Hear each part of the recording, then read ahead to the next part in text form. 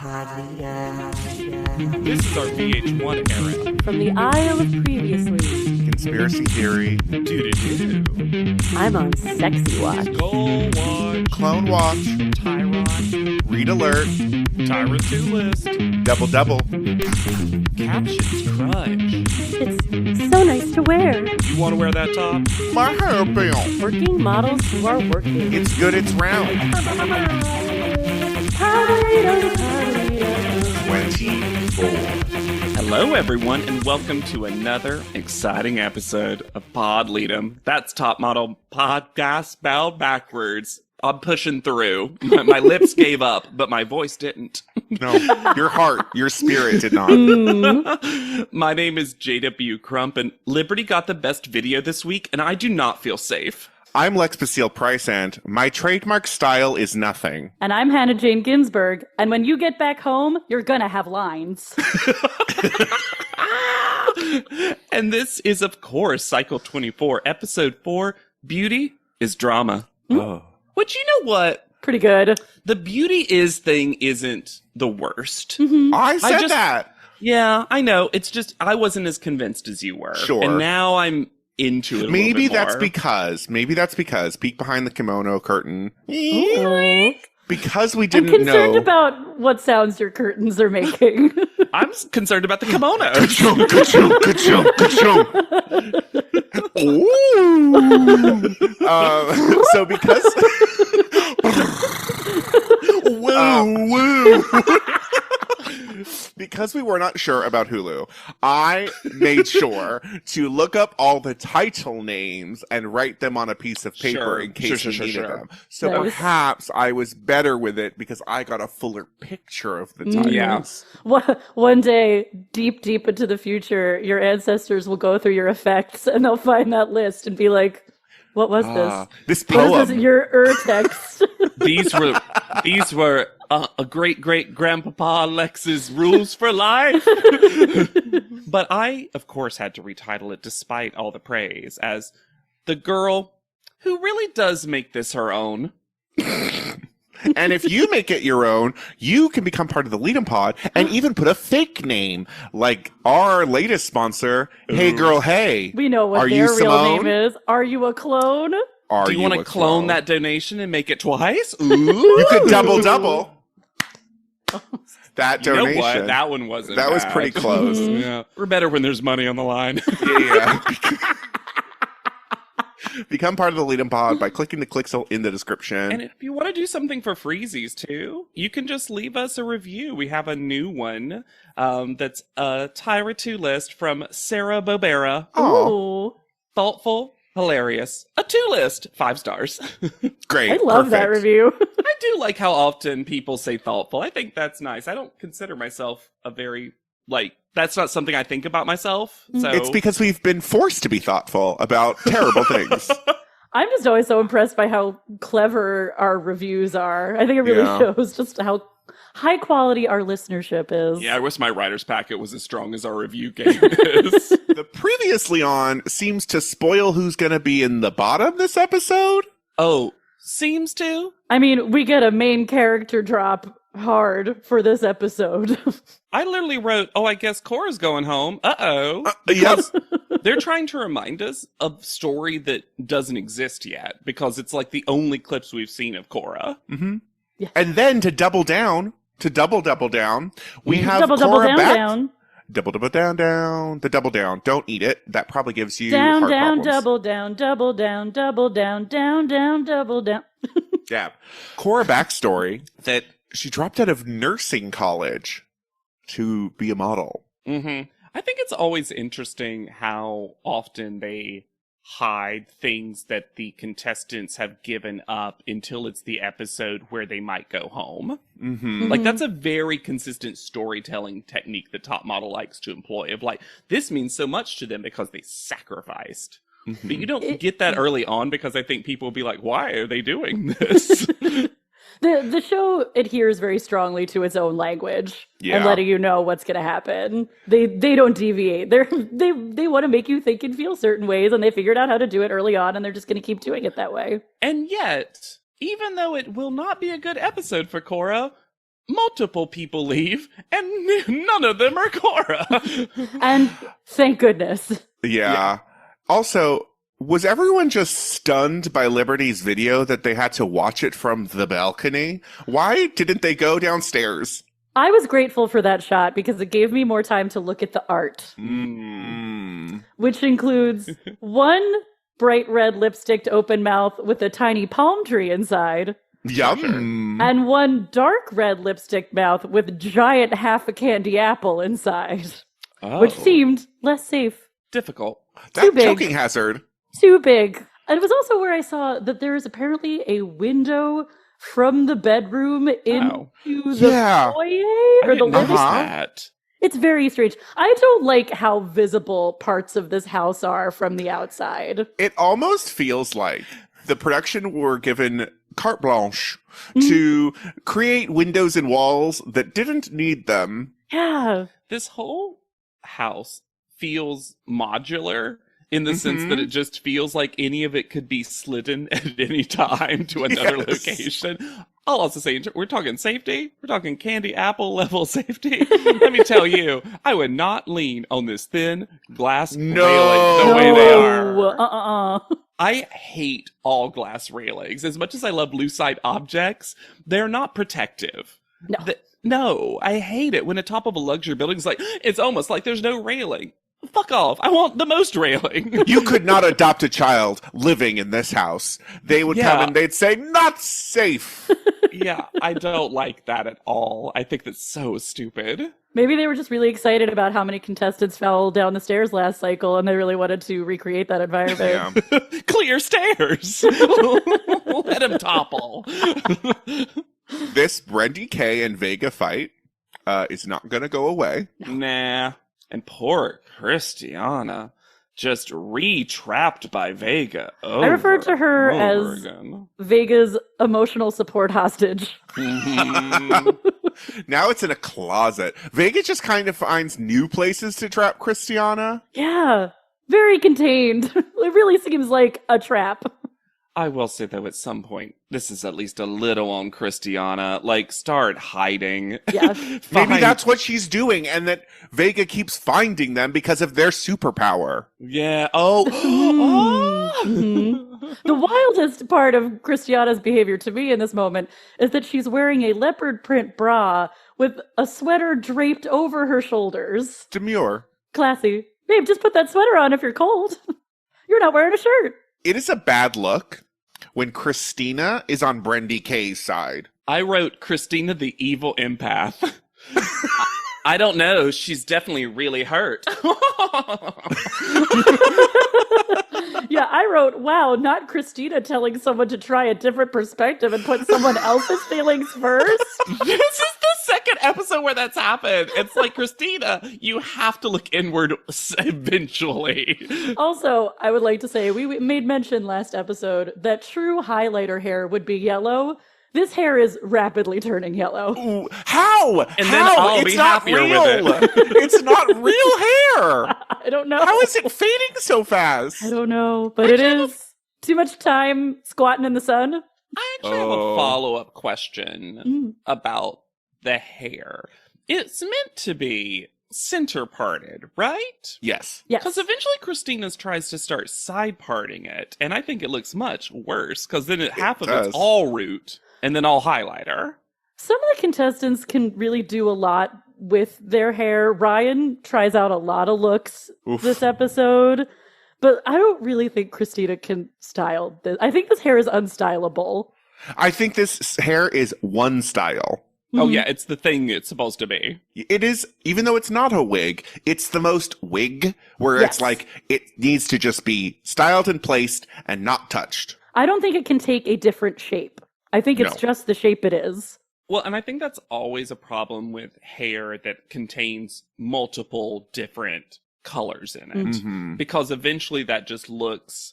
It's colored to be styled one way. Yes. It's styled, basically. And so when that happens, you know. Does anyone else feel like we're missing or not seeing stuff about Brendy K? Because this whole thing of like Vegas saying that they treat people toxically, or is it just vague? Like, I feel like we're missing huge chunks of whatever's going on either side. Vega says a lot of stuff that could use explanation and context. I would love to hear, actually, from other people in the house. Yeah. Yeah, the way it's edited, it's as if Vega, it's as if they're in a tornado of their own emotions, where they are conjuring up things that just get them riled up over and over again. And it's always juxtaposed in the edit of other people doing extremely mundane, everyday stuff.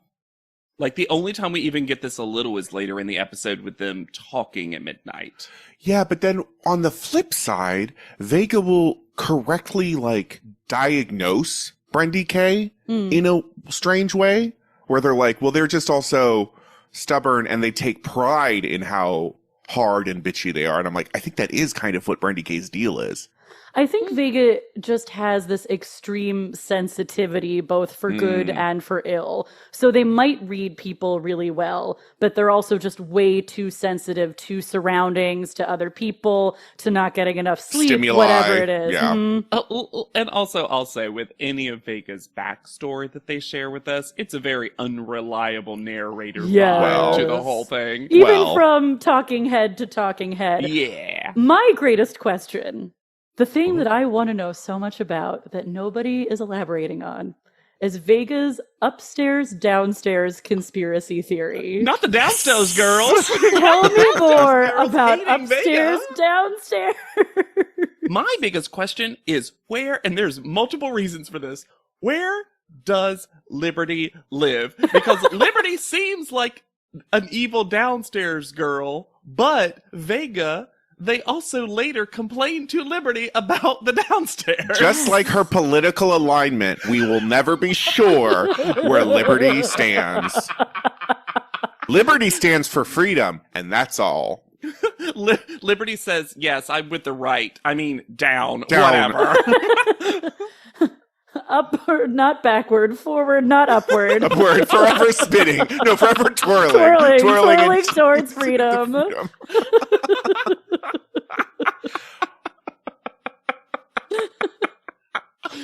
Then woman, Brandy K, says, scripts are here. And I said, excuse me? Uh-huh. Not only that, but then Brendy K says, scripts guys, come get your shit. Come get your shit. 2 questions. Yeah. Number 1, why were these scripts labeled with their names? They're all the same. Maybe just to make sure everyone had one. I would love They it can't count? if the description of the character changed from script to script. Also, actually, I do want to... Aaron had to make mention that the character was a lot older old. than everybody else. Lex, I do want to point out, it's top model. Of course they can't do math. Come get your 12 to 18 scripts, everybody. Maybe they were confused by, they were also confused by Christina's statement, and they're like, we can't give them 55,000 scripts.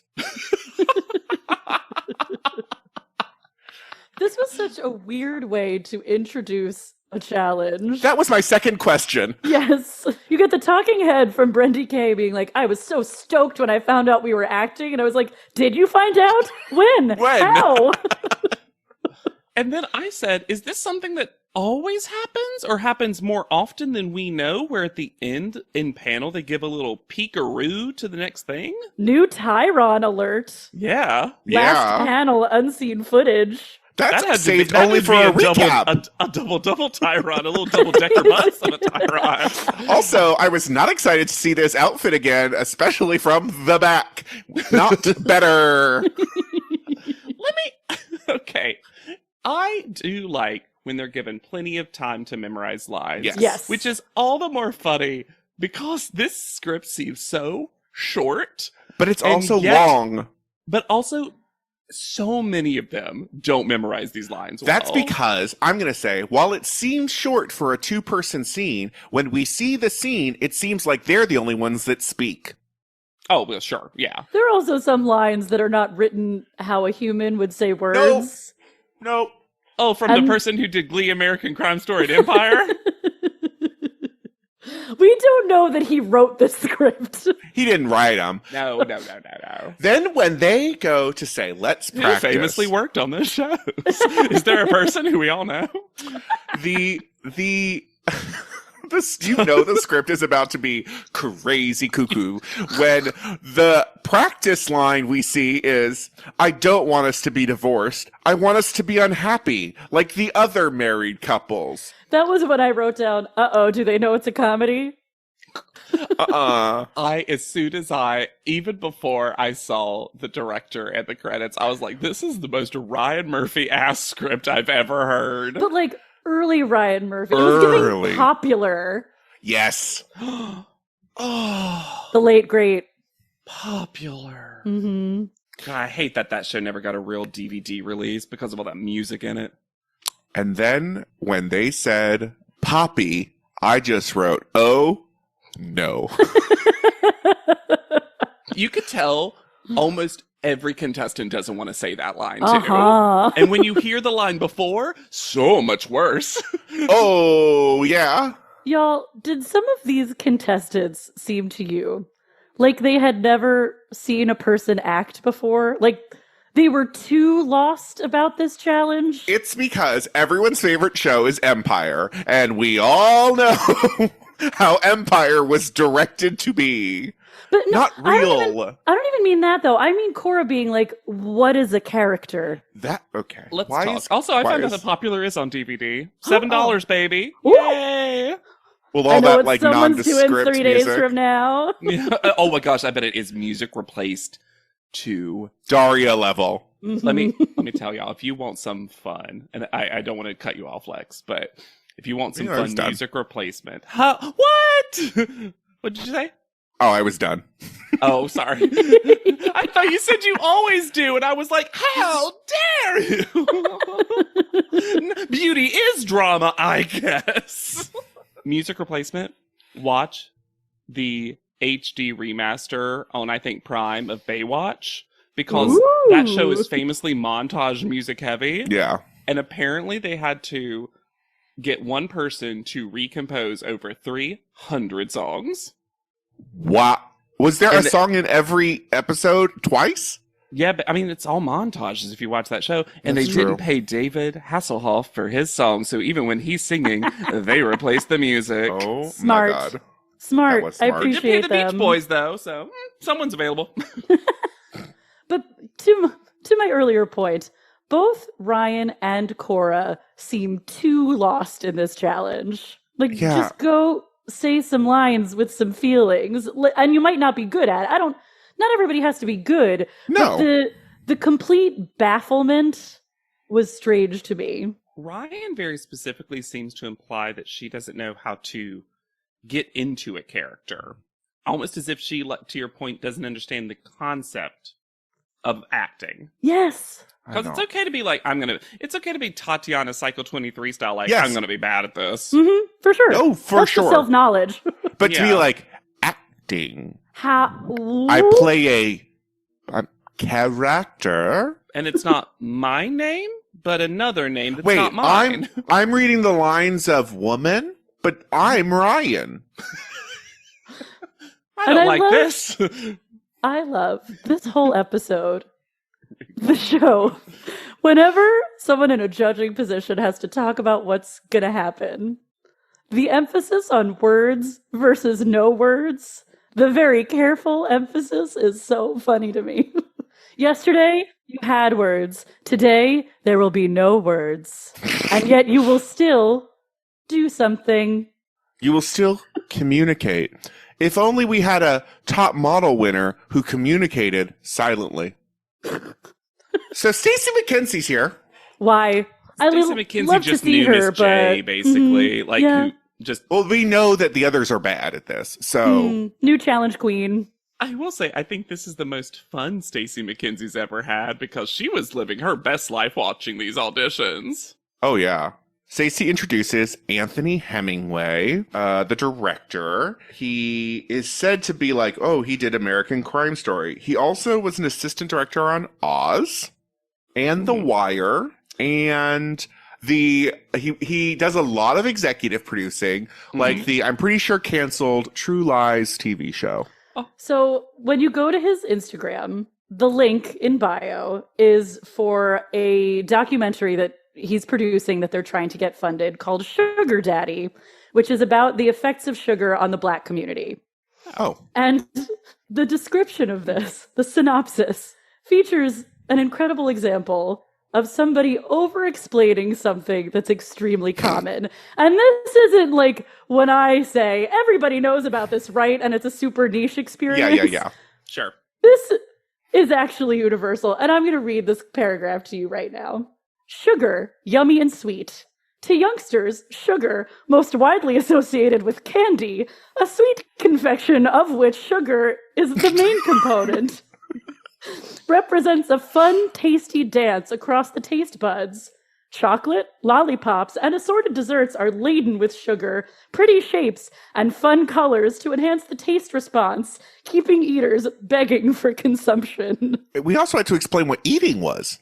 Yes. Eating, sugar, Also, candy, children. I guess someone is not a fan of Smize and Dream. That sounded like the start of a presentation on a topic where you were trying to like improvise Pad. your way into a real thought. Sugar, confection, light, shape. Sugar. Kids love it. Sugar, that thing with sugar in it? But do they love it too much? You decide. We went to the moon in 1969, not 1968, but a year later. That's why Christy Carlson Romano heads out there. He seems much more interesting than he is here because he's also very openly gay, is very much about being a role model to especially Black queer men. I also liked him on the show fine. Like, he gave Yeah, he only had one moment that was a little iffy. No, I liked him in the room. I thought he gave good critique and was ready for the contestants to be both bad and good. Yes. The one thing I'll say, too, is in the show's universe, we get the title drops of Glee, Empire, American Crime Story, which to me at least gives a direction for the style of acting for this audition, which I appreciate because what is good acting? The show will never tell you. No. So it's nice to be like, oh, we want big, Big choices. Yeah. Big and sincere. Pronouncing words without help. That's good acting. We're also introduced to, quote, the gorgeous Kevin Phillips. And I don't mean to be rude, but for an actor, he seems kind of plain looking to be, and not in a bad way, in a normal way. But just for everyone to be like, oh my God, he's so stunned. I'm like, this is a show that once featured Tay Flippin' Diggs. Yeah. As the scene partner. And this person, I'm sorry, no idea who this person is. He just works with Anthony Phillips, which is fine. Anthony Phillips is like, I like this guy, I'll bring him along or whatever. And seemed like a safe, non-creepy scene partner, which I appreciated. Yeah, because he didn't have lines. Yeah, but they're still all sitting on him. I know. But no, like there weren't opportunities for creep. I agree with you because like the show has trained us when they say gorgeous that it's going to be someone who's like top 10 most stunning people you've ever seen. Yeah. This is a time to say the talented. Say the talented. Exactly. Mm-hmm. The talented Kevin Phillips, because they don't know who he is regardless of gorgeous or whatever the thing is. So they can be like, oh, nice to meet you, Kevin. Rather than just being like, so fucking hot. Oh. Can't wait to jump his bones. Let me just This say, normal actor. Christina's accent has never, to me, shown itself that much. Yes. But when she says audition, Audition. Because I never went to auditioning. I was just like, are you trying to? I was like, is that going to be the character? Go for it. Would have loved.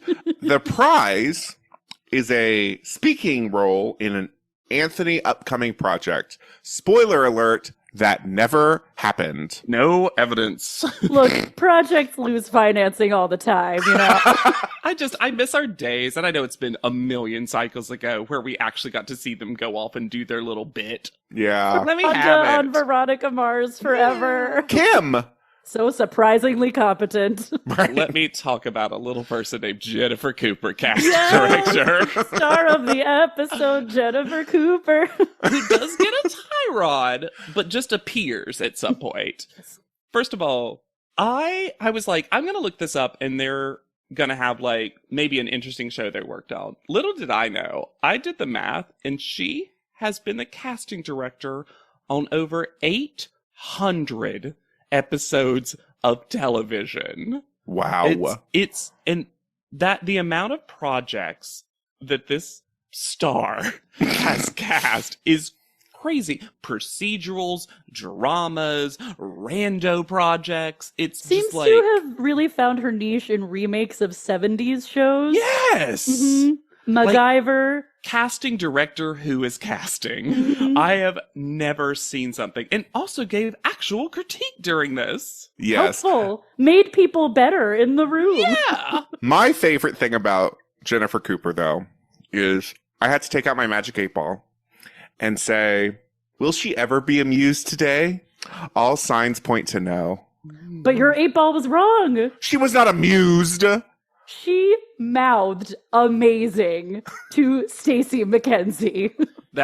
She was surprised, not amused. I think she was a little bit of both. The shared moment that 2 and sometimes 3 of them share during these auditions is something to behold. I love it. I love that everyone feels like for once we're taking the audition as seriously as we're supposed to. That's true. I also love that they apparently got to do it multiple times and got critique in between. Well, but I wish that was clearer before, because at one point it seemed like someone, we'll get to it, was really unprofessional, but then I realized how professional they were. Yeah. But to your point, Lex, the first note I wrote about Jennifer Cooper was, Jennifer Cooper, casting director, is unimpressed. Yeah. Well, because the first person is Vega, and not the accent on Poppy. Vega, don't add an accent you don't have. I want to give Vega the benefit of the doubt in a lot of ways. But them not knowing that they're a lot, acting like the note that they're giving a lot, bordering on too much, should not be a surprise at this point. No. Yeah, and what's funny is that they are clearly charmed by Vega in the way that apparently everyone that Vega works with is charmed by their particular personality. The panel's charmed by Vega. So I think it's because there's it's a world authentic. where Vega could just... Yes. Exactly. It's not put upon. Yeah. It's not an affectation. It's truly who Vega seems like they are 24/7. But them not thinking like, oh, I'll try like a toned down version of this because my normal is a 10. But I It's think so they think their funny. normal is a 7. I bet they don't even think that, Lex. I bet they're like a 2. Then we heard the line, I'm drinking tequila tonight. You know what that means. My backup No, quote? I don't. My backup quote too. No, I don't. Anal? What are you talking about? It means Some they get tequila brand. crazy. Make that the motto. You know what that means. Anal. Anal. And then the full flip from Vega to Christiana, coming in with this full dork energy. Adorkable. She's full Yeah. adorkable. And what is so, this is actually something I've told people they should do in auditions. Oh. Come in with a fully opposite energy to what you're about to do in the scene. Mm. Because sometimes if you're like, oh, I can, I do this, I can be very natural, but you come in a little too like friendly and normal, people don't think you're acting. Yes. So there is a world, and I don't think she's putting it on, but she's so opposite from her as a person to her choice as the character that it makes her look even better. I agree. I've never heard that before. I'm taking notes for myself. I like yeah. that. She just came across so spontaneous and lively. They had instant Natural. chemistry. Also, unforced chemistry between scene partners. One of the funniest things that'll come up very specifically soon is there's a line that talks about getting tequila or whatever in their Brazilian blowout. Did you And it's spit? I can't believe you spit in my blowout. It's What? even funnier with Christina's very specific hair. Just because it's as if that's what a Brazilian blowout is, which is very funny to me. But yes, this is where Jennifer Cooper mouths amazing. Amazing. And then classic TV actor Kevin Phillips will not speak above a 2. He's used to being boomed and mic'd. Yeah. The first time we heard the line, That's- did you that's just fully what spit it on is. me? I'm like, did he? Did I miss it? Yeah, that's so apt though, Lex, of just like, you could tell this person's worked in television specifically for such a long time that they're like, I'm usually in close up. I don't have to do all this. And then this was the one comment from Anthony that I didn't love, because we see Aaron too horny to exist. Humping the air. And Anthony's take is, wow, all these girls, they're so horny. And I'm like, Aaron was horny. I don't know. We see a bit of a montage where he But could some have of those were sounded in the creepy. scene. I know. Aaron's was coming in being like, look at these! Put your face in them! And then everyone else was like, hey. And then they did the horny scene. The way they talk about Kevin Phillips later, I was inclined to be like, I think Anthony Hemingway is just stating the facts as he sees them. It was just, I'm not saying he's a horrible Russell James. I'm saying That was he's the one not my new borderline nemesis. moment. Yeah, there was just one moment where I was like, they're doing a horny scene. I should hope they get horny in the scene. I liked, though, you can tell they've been locked away and shut out from life. Anthony Hemingway just wants these contestants to be free. But also, they haven't really been that cloistered. Have they been in that house with all the triangles that can't sell? And while Cora may not know what characters are, she also doesn't know what appropriate work attire is, because this silk teddy was Stacey not... McKenzie tries to call out while not being mean-spirited. Wow, that's a look. What? This looks It looked like lingerie. Yeah. It is lingerie.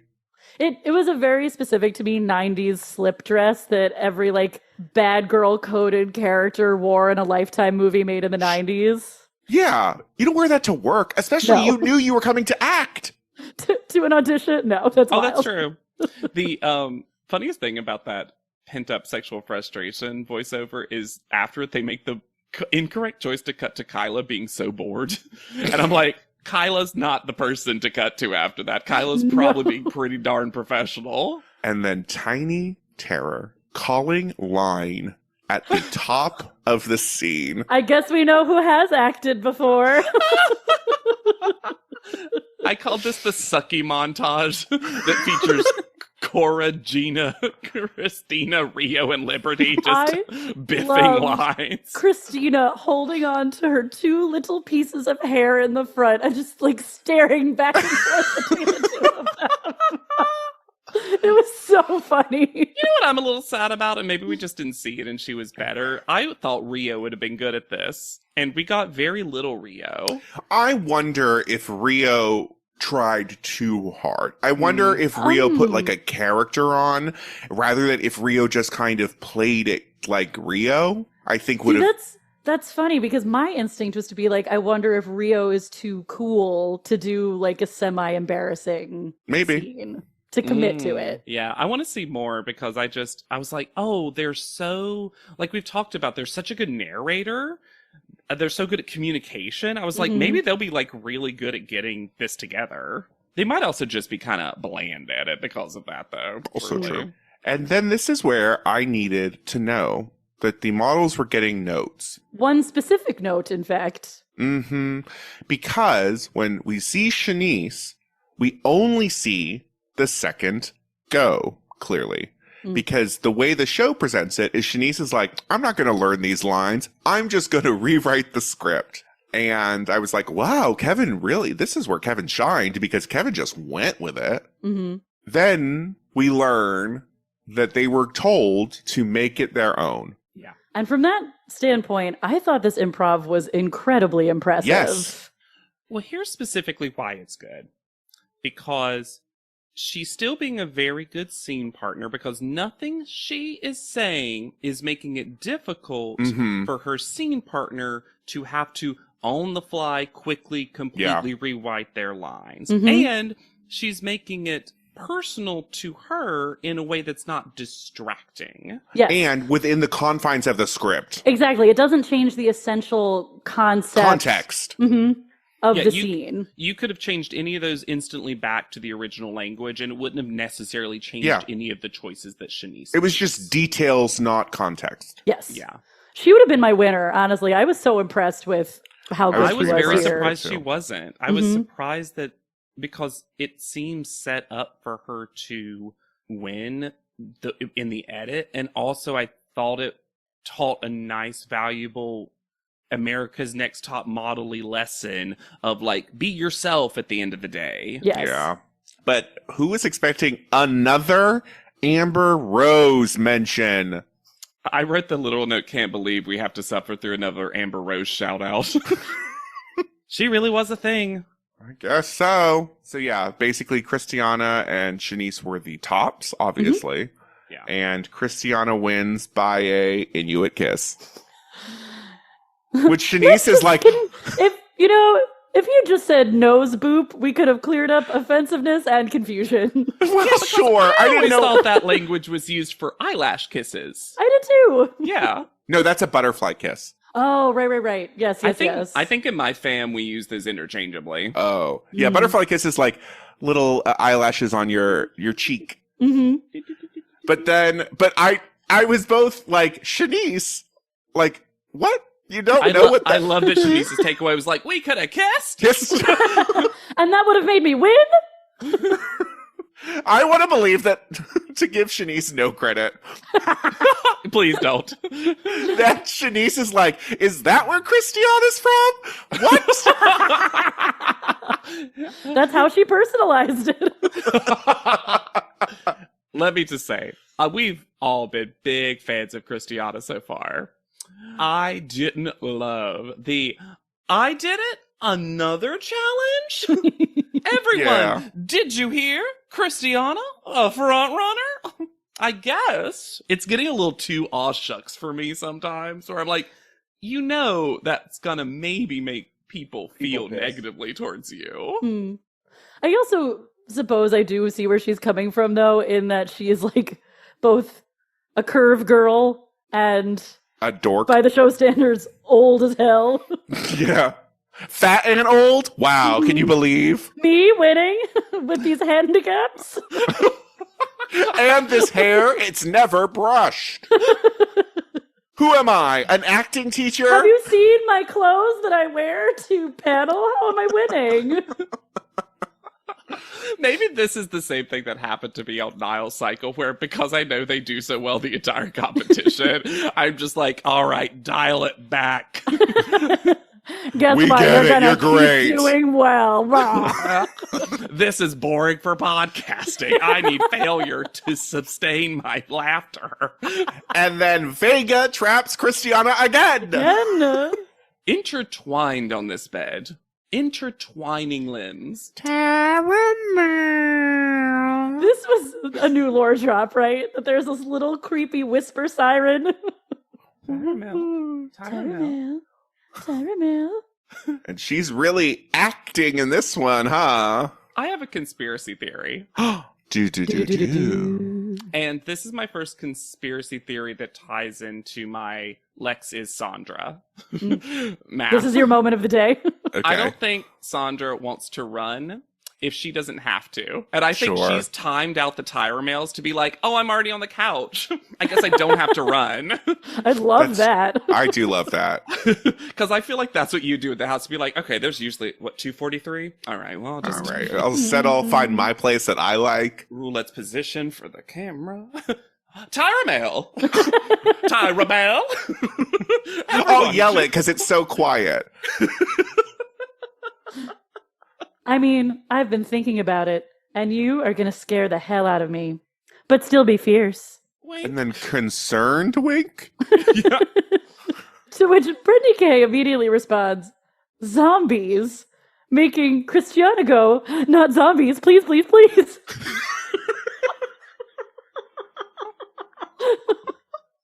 Christiana has already escaped the zombies and doesn't want to do it again.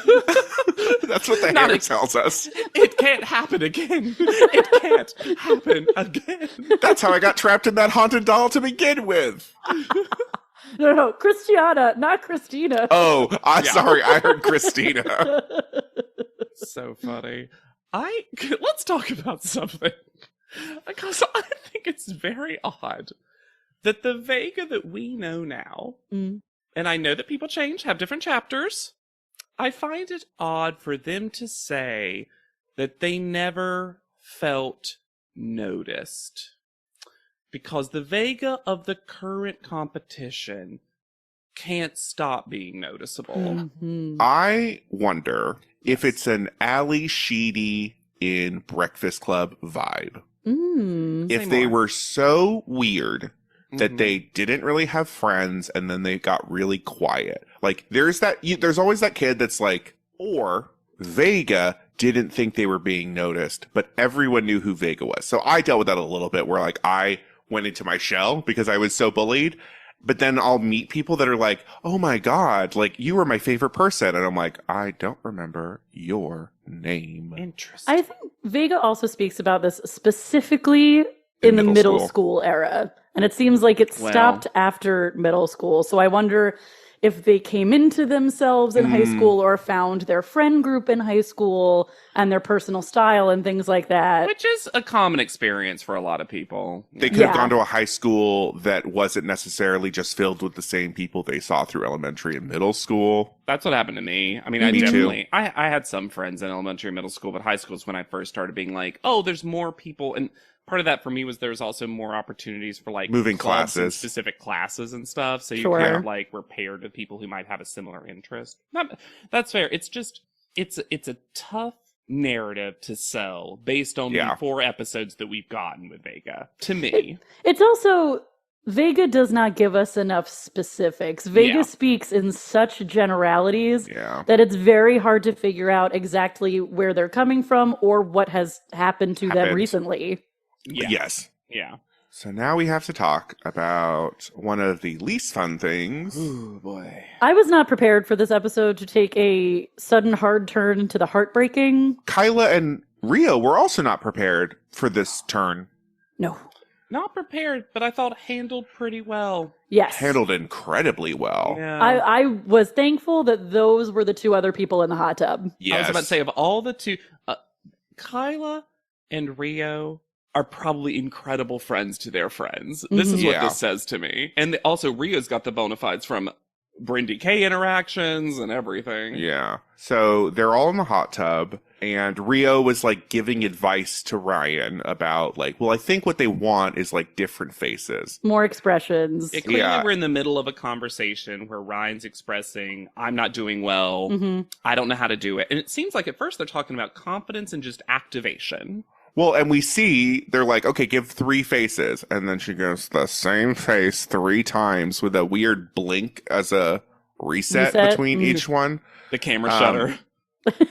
And then just lore drops in real time that they need to lose weight to look better and be confident. And that's why she believes she can't model. And there is so much desperation in her voice. Yeah. When she says these things, where it feels like she has been actively trying to not say them aloud because she knows it won't be good for her in the competition. Yeah. But this is obviously such a strongly held belief. It was heartbreaking. Oh, yeah. We'll talk more about like the backstory, but to shout out the good Kyla and Rio right when she says that, I love Kyla immediately being like, no, that's not true. Like an immediate cutoff Just is shut actually down. what I think was the best thing. And Rio being like, yeah, that's not, I don't want to hear you saying that. That is not what is true about you. And Rio goes on eventually to basically define body dysmorphia for the viewers, which I thought was an important thing to talk about. I agree. Yes. Especially because this show has a history of being like, actually 5 pounds could do it. You know what I mean? Kenya. Yeah, or I was even thinking Brita from back in the day, who was like the hugest at 122. But yeah, Ryan has this story that I'm going to kind of blend what she says now and what she says later because we get a little bit more. Because the story, as we hear more of it later, which is a little bit also in the Where Are They Now? Just so you know, I'm kind of like going to tell this all together, is her dad kind of disappeared on her. Didn't tell her that he was sick. And then once he reappeared, once he reappeared in her life, was already basically at death's door. Oh is my the implication God. she gives later.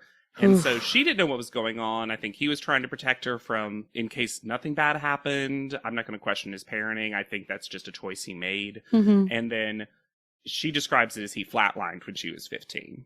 And that's when she started gaining weight, obviously because, you know, the emotions and grieving and the mourning process and all of that were affecting her in that way. And she was also going through puberty and body change. Exactly. And, like, Mhm. yeah. I think that's an important thing that I don't know if even Ryan was aware of, is that like that is such a, do you know what I mean? Like it's a horrible thing, but like that is like literally the time where your body is going nutso.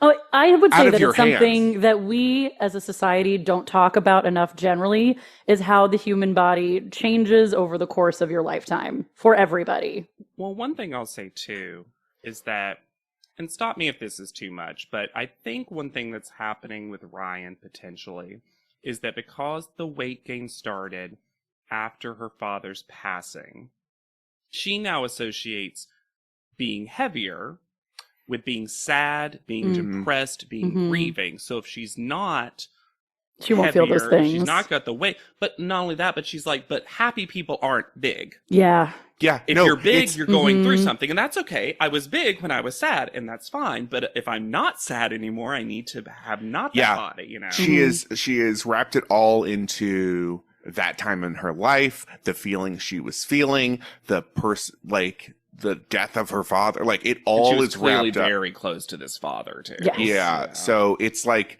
she has created a person that experienced those things. And I think part of it is like, well, I'm over that. Why? And I'm, you know, I still have this feeling and I feel. And she's sort of villainized the weight, in that the Yes. weight also it becomes the source of the problems. Well, I would be doing well here if I were thinner. It would be fixed if I were thinner, because that's how I fixed myself after this And most terrible likely tragedy. also starting to ascribe emotions to eating, too. I eat when I'm sad. Yeah. Food Exactly. is bad, you know, and all that kind of stuff. And we just do that. I mean, I'm extrapolating big here just because it's been on my mind ever since I watched the episode. And I don't think Ryan needs to be this allegory for all of this. But I do think also that as a society, when we see someone who's bigger than average weight-wise, we think, oh, they might be sad. They might be going through something. They might be lazy. They might be depressed. They might be that. Like some They're not people healthy. are just bigger and they're happy and doing great and mentally perfectly healthy and fine. Like it doesn't mean, and the opposite can also be true. Like it doesn't Exactly. mean anything. It doesn't have to be connected. But yeah, this is also the moment just from a zooming out, less emotional place that I was like, but isn't Cora going home? Yeah, exactly. We're getting a lot of Ryan. It also made me think, how did this person pass the psych eval? What are they asking in the psych eval? Yeah. 8:06 a.m. How did you know? Alarm clock close up. Love those. Whoa. Vega is screaming about how occupied the showers are. Love when someone has a catchphrase curse word, and Vegas is hellhole. Oh, Super overpronounced only the way they can. This is a hellhole. I love Shanice in this because Vega just asked to skip the line in front of Shanice, and Shanice's like, no thanks. No. and then Vega is like, I'm being bullied. I don't want to be here with these sociopaths, and a sociopath can't be America's Next Top Model. And Shanice is like, this isn't a daycare. What are I you would talking argue- about? Also, they don't let you Disagree. jump the line in daycare. Yeah, I think we have a decent ratio of sociopath America's Next Top Model winners. I don't know. It seems like a path to victory sometimes. So they arrive at the Beckett mansion, which I have information on. But first, I wanted to say, immediately, I thought this was a different LA mansion because I thought this was the Los Feliz murder mansion, which looks very similar and is horrible if you want to look that up. But the fence around it was trying to give this vibe of like, because this is a shooting location, but they made it seem like it's condemned. Kyla says exorcism. I loved her line of... I loved her saying, that's when I start to think, yeah, It's an exorcism. Had so to be funny. zombies or exorcism. Mhm. The Beckett Mansion was built in 1910, and it is huge. And it was recently, which I thought was cool, it was recently redone because it's a cultural landmark. It was recently redone using hemp, what they call hempcrete, like concrete, but it's just hemp, and it's like apparently. I've never heard of such thing. Well, it's a breathable material. It's quicker to build. It's also fireproof, mold-proof, and termite resistant and soundproof, and is like more energy efficient to use hemp instead of concrete, cinder block, or drywall. That's amazing. Every time I learn something new about hemp, I just think it's one of the best things we have. Yeah. It seems like it does everything. Y'all, is this about to be a hemp truther podcast? Ooh.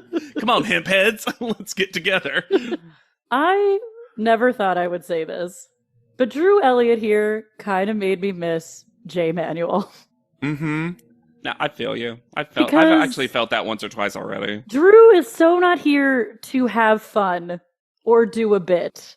And you know J. Manuel would have put in like a weird colored contact or some fangs. Hey, what are you talking about? Drew Elliott did a spooky voice and then dropped it. Undetected. Yeah, we lost a bunch of our folks who were here for bits, which is just such a shame.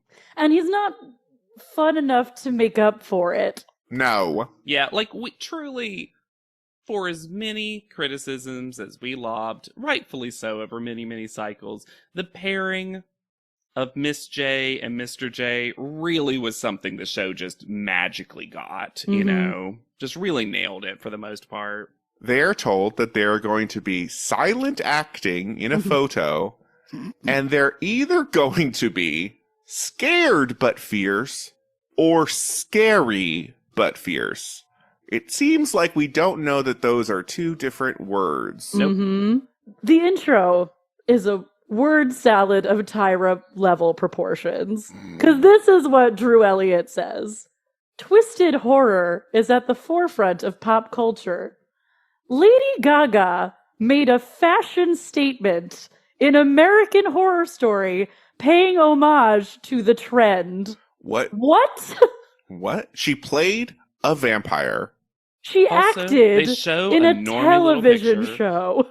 Yeah, they didn't even show the claw or anything. No, they just showed a normal picture of Lady Gaga. The iconic To be like Lady Gaga, you know. Mhm. It was so, and then paying homage to a current trend.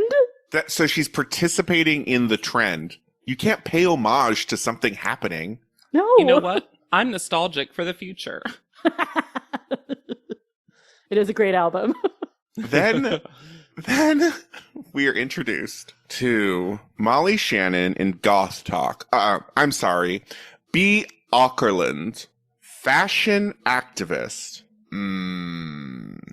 I am not a fan of B. Aukerland. Before you get into how problematic she is, and I'm very ready to digest your information, I do have to say, she has contributed one piece of pop culture all-time iconography, which is the yellow dress in the hold-up video. Yeah.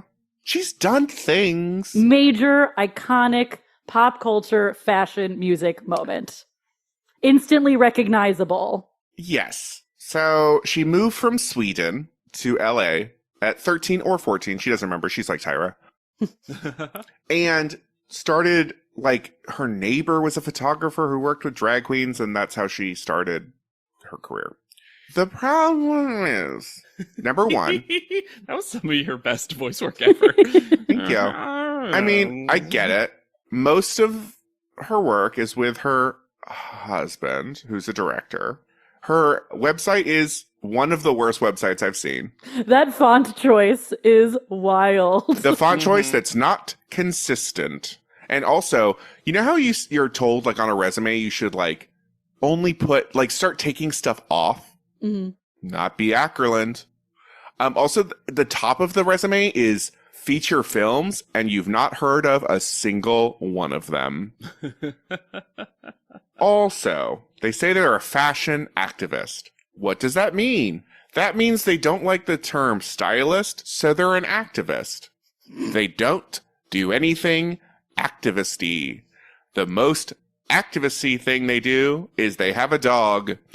Bootsy, my best accessory, is a Chinese crested. I don't like that at all. Yeah. Not at all. She started a pet line called Bootsy Couture, which is expensive. Welcome to the main stage. Bootsy Couture is a good I drag was name. about to say, as a Southerner, I've met a Bootsy Couture. But She's or it's just like nice. expensive dog shit, like gaudy goth dog shit. I thought for a secend you meant like I real know. dog I shit, know and you I was did. like, Lex. That would be more interesting. This feels like, because goth, I'm not trying to erase goth identity. It seems like she's adopted that because that way you don't have to adopt a personality. You can just be spooky, but like, oh, you put in a contact like Marilyn Manson. What an activist. What a visionary. Who the fuck cares? Do you know what I mean? And also the fact that I think this goes into, we will not get a Tyron for the photographer. So it's all about B. Ockerland and how she's a great eye. She gives nothing. I'm very surprised by your level of disdain for this person. Me too. It's Like, because I try to predict this episode by episode, I'll be honest with you, Lex. I play like an internal game. I'm sure Sure. Hannah does as well. Yeah. Where we're like, who will Lex hate? Because it's going to be someone per episode. It's impossible not to. But like, Who's in the hot seat? but in this one, I was like, am I going to have to defend Jennifer Cooper this week? Or am I going to have to? Because No, I thought the styling for the shoot was pretty good. I think the too. styling is pretty good. Mm-hmm. I do. I think her energy is inauthentic. I will say, to be fair to Lex, they didn't really say that they disliked the ability. True, very true. It's just interesting, the immediate personality clash, and your instincts are very good about people. We've seen it on the show Yeah. before. It's just not something that Everyone I but was Rita predicting. Ora. Hey, I turned on Rita Ora. You were presented with more information. Yeah. And you decided. I was Maybe- presented information sober, and I realized I did not want to be friends This with is Rita actually Ora. just a sobriety journey for you, where you're like, Yeah. oh, that person sucks. That's- But maybe I was just so ready for the styling to be bad that it was Sure. a huge relief that it was pretty good. So I'm like, I can give this person something. Well- But it is frustrating. I'm going to say, this is quality-wise by far the best shoot we've had so Yes. far this cycle. And for the photographer to go completely unnamed and unseen is Boo. wild.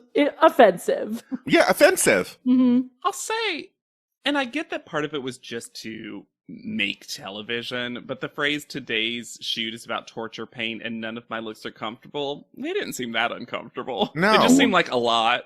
It's just fetish That wear. Hello Kitty couture one seemed less comfortable than this. Not one person seemed like they fell over and died from wearing these shoes. Yeah. No, it just, this felt sweaty. Yeah. And definitely, but the people who also had the hard shoes got to sit for the most part. Sit. Yes. Which is And what they didn't you have to should walk do, to be set in the clear. shoes. Yeah, they didn't have to walk 4 blocks. On New York streets to the bodega around the corner. Can I say something that I think is so silly, but I stand behind it? Mhm. I think these red streaks really work for Kyla. There's a part of me that Yeah. if they had made this like a Cycle 18 Lara style makeover, because they're doing a lot of fun color anyway this cycle, like, it really worked. Mhm. Christina's outfit, like all of my shit aside, in the styling, Christina's outfit was the look. Amazing. I think they really gave some of these people elevated looks in a way that we haven't seen in a while. And I know this is going to sound maybe a little impossible, but it also felt like a lot of the looks were kind of based on the vibe of the model. Yes. Like some of these, I'm like, did Rio pick this out? Because this feels like what Rio would have picked out. And I feel like you could feel some of the contestants, the ones who did well in particular, really responding to the creative that they had been given, which was fun to see. Who said, I'm going to embody a ghost that's trapped? Oh, that's Vega. I think you know that's Vega. Because who are you? Kandra of the Floating Spires? External of Guile? Goddess of Thieves? No! You know they said that word for word, Lex. How did you miss that? Just because you're a ghost trapped in a gem? They also said that they're going to use their recent experience to fuel this idea because they feel like they can't even go downstairs. And please tell me more about upstairs versus downstairs. There's been a TV show about it, Hannah. It's called Upstairs Downstairs. I know. My mom only likes the original and not the remake. Fair. Smart. Good. Nothing matters to me about what anyone else said, though, because Shanice says that Shanice is going to channel her inner Shanice. Shanice's hero, herself. Her muse, Shanice. One of my favorite things that a contestant has ever said on this show. There's no sense of joking. There's no sense of irony. It's like, I learned in that audition that the best possible thing to act is me. Shanice is the best character, so why wouldn't I be Shanice? For everyone. For everyone. Yep. If everyone listened to their inner Shanice, they would be successful. My real problem is that I haven't been channeling my inner myself. I've only been outside Shanice, and I have to bring that inward. And then back outward. To be fair, that really would have helped Cora. If she just didn't know what a character or role was, but said, Shanice, I could be Shanice. Honestly, though, like, I kind of love this one episode turnaround of no confidence to full confidence Shanice. Also, I'll say we get to see her hair pulled back, and clearly whatever happened in the salon chair that really irritated the psoriasis has been calmed down. Yes. Well, doesn't airing it out sometimes really help too? Yeah, like and I'm drying sure it. She must have medications and creams and stuff. Because I'll say this about mine, because I mentioned it on an earlier podcast episode. Sometimes if I put the right medication on at the right time, it goes away almost instantly. That's not for everybody, but it's weird how quickly your psoriasis can heal. There are so many factors that can contribute to it. Yeah. Temperature, humidity, stress. Let me tell y'all, if any of you are struggling with it, one thing that helps JDB Crump, turmeric. You take a turmeric pill, turmeric face mask. It's for inflammation, but it really works for me personally. Interesting. Turmeric can change my face from night to day. And I prefer a little more because I'm more. Persian. A little more turmeric. Yeah. I will say, though, the downside of turmeric is you will sweat it out. Oh, and it is colorful. Yeah. Also, if you ingest it, like, food-wise, or, like, as a powdered drink, which I've done before, that tongue is yellow. Yeah. But I think some of the joy with Shanice is similar to when Chris Lian played the game and won last cycle. Yeah. He said, Shanice, you need to show your personality. And Shanice said, oh, okay. And then does it and succeeds. Yeah. Before we move on from Cora's shoot, I just want to say, when B. Ockerland said modern Grace Jones, I wrote the note, JW, take a shot. I know. It happens again. I told you, Bjorkland sucks. But you know who doesn't? Poor dead-eyed Liberty listening to Vega at the clothing racks. And I'm like, I think Liberty is one of the people you hate, Vega. So I don't know if this is the perfect person to... Because earlier we saw Liberty bonding with Brindy K. And I'm like, no. Y'all can't make Liberty your sounding board. That is not the right person. Vega, here's a conspiracy theory for you. I think Vega is most drawn to the people who most like themselves. Because that's where they feel safe. Vega, you voted pink, so you're going pink. My conspiracy theory is that the geometry of this house confuses people because we also saw Christina last episode hugging on Sandra after they started the fight. So I think people get confused about what side of the house you're on. Mm. Maybe it's literally the power of triangles, like the Bermuda Triangle. Maybe there's so many triangles in their house that Christina walks by one of these triangle shelves and she's like, wait, what was I mad at? Oh, well. I had that dream again. My small business needs to hire, but I don't use LinkedIn, and I hire an energy vampire. But also, they're a literal vampire. And suddenly, my team is spending all their time sharpening wooden stakes and buying bulk silver and rehearsing ancient chants, and then I wake up. Don't let hiring nightmares ruin your dreams. LinkedIn Jobs' new AI assistant takes insights from over 1 billion professionals to create a short list of the best fits for you. Post your job for free at linkedin.com/quality. Start hiring today with LinkedIn. Of course, it's Rio who asks, who's not next level fierce? Although captions once again says woman. They've given up. They don't care. We see them speaking and it just says woman. Woman. And then 12:52 a.m. Which is sleepy time, but also at the same time in top model land, when it doesn't seem like there's something early the next day, it seems not that bad. And the other problem for me, it's, as I discussed before, Vega is a sensitive person that might extend to their hearing. I don't know. But when you can't sleep, to then turn on the full light in a room where at least 4 other people were asleep? Yeah. No, thank you. I enjoy my sleep. I need a lot of sleep. I maybe would have invested in earplugs if I had to come and live in a house with 15 people. Yeah.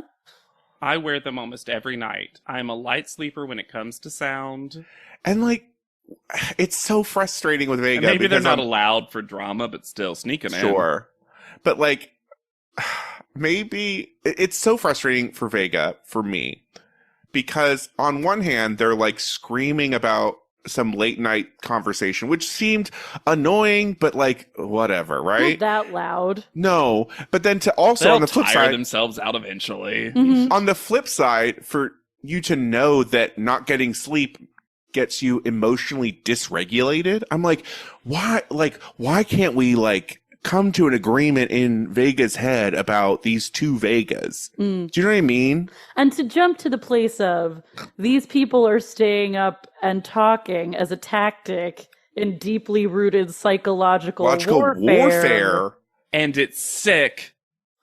This is psyops. And thus begins. And I'm sorry, Vega. I don't believe you. I don't believe that you haven't had interpersonal problems since middle school. No. I don't believe anyone's. How? No. How could a living person say that statement with any accuracy? That's like people when you confront them about being a shitty person and they're like, no one's ever said that to me before. And I'm like, no one? You've never not gotten along with someone? You've never even had a bad customer service interaction? What they mean is, I've never heard that before. Exactly. Because I wasn't listening. And apparently, Vega off-screen got permission to fully just get a hotel room.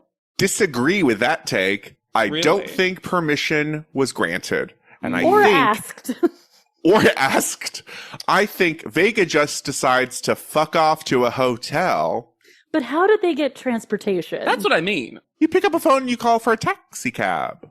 Can you? I don't know how the phone booth This stuff is- works. I still think, though, I hear for many reasons, and that does partly make sense to me, but I just...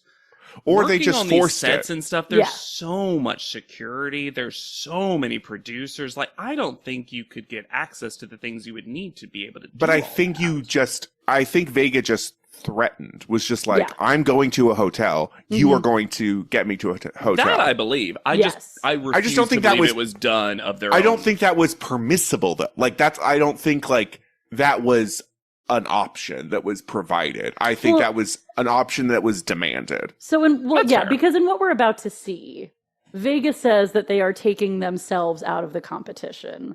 I wonder if they did not come to that conclusion on their own, if they would have just been kicked off for violating some kind of rule in the contract. Yeah. That's what I think too. I can't imagine there's not something in the contract of a contestant that does not state that you have to spend and stay your nights where everyone is staying. Unless there's a medical issue where you have to go to the hospital or something. And even then, Rebecca had to discharge herself from the hospital and go back to panel. The whole thing, though, was weird. Let's agree, though. Yes. It was a weird sequence of events where all of a sudden I'm like, oh, I didn't remember this part. I remember the backstage combo for the most part. I was like, they just left? What do you mean they left? Well, and also, when did production tell Tyra? Because it sure seems like they told her in the makeup chair. Yeah. But before we get there, why was Brendy K surprised that Vega wasn't there? Brendy K saw her leave. Brendy K wakes up in the morning, she goes, wow, Vega's not here. Maybe she thought that they would be back by the morning or something. I don't know. And then for Brendy K to say that she is not here for drama, you're doing a bad job of it then, Brendy K. You've been in every fight. I know. I wish the sentence had been, because Brendy K says, it's so weird how some people think they're not about drama and they're not in the middle of things. And if that had been followed with, as opposed to me, who is very ready for drama, I would have respected the hell out of it. Sure. I'm going to fight all 55,000 of those Christinas. But the smile upon Christiana's face in the morning, she's free. She's free to be Christiana for I wonder, I mean this sincerely. Does Christiana bloom? Yeah. Just her and her peach sweater. I love her signature sweater. Christiana came here to slouch. She'd be like, comfy slouchy. To cozy up. Yep. So, backstage. This was so weird. It's so early. Look, it's another room for Tyra to enter without knocking. Yeah. Producers tell Vega to go to an individual dressing room to wait for Tyra. Who apparently heard about all of this in the makeup chair because she enters with the full eyeshadow from last cycle. Yep. And a robe. Mm-hmm. Love the hair, though. The hair's nice. The hair looks stunning. Mm-hmm. And then Vega immediately saying to Tyra, you look beautiful, sent me. And then Tyra's forced to be like, so do you. Yeah. But that's not what we're talking about, Vega. To give Tyra some credit, she put on her producer hat and was incredibly well spoken. Yes.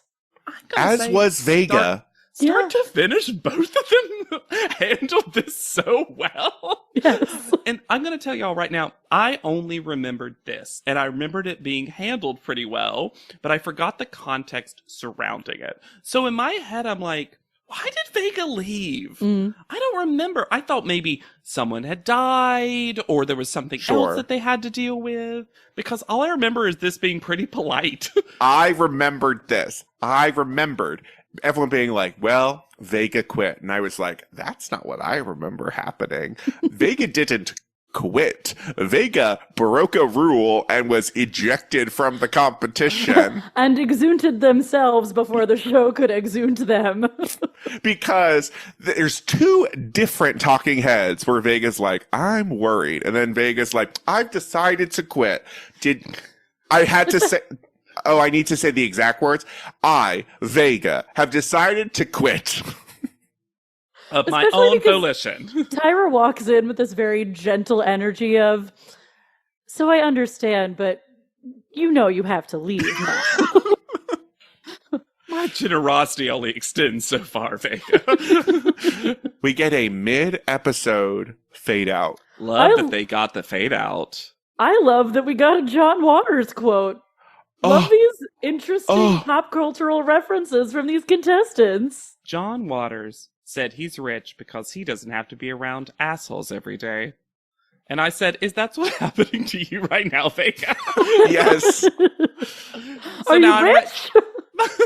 Out of this hellhole. Hellhole. Hannah Jane. That's how they say it. This is becoming Every your time. This is becoming your hawk Tuah. I'm gay, so I don't know that reference. And that's how I get rich.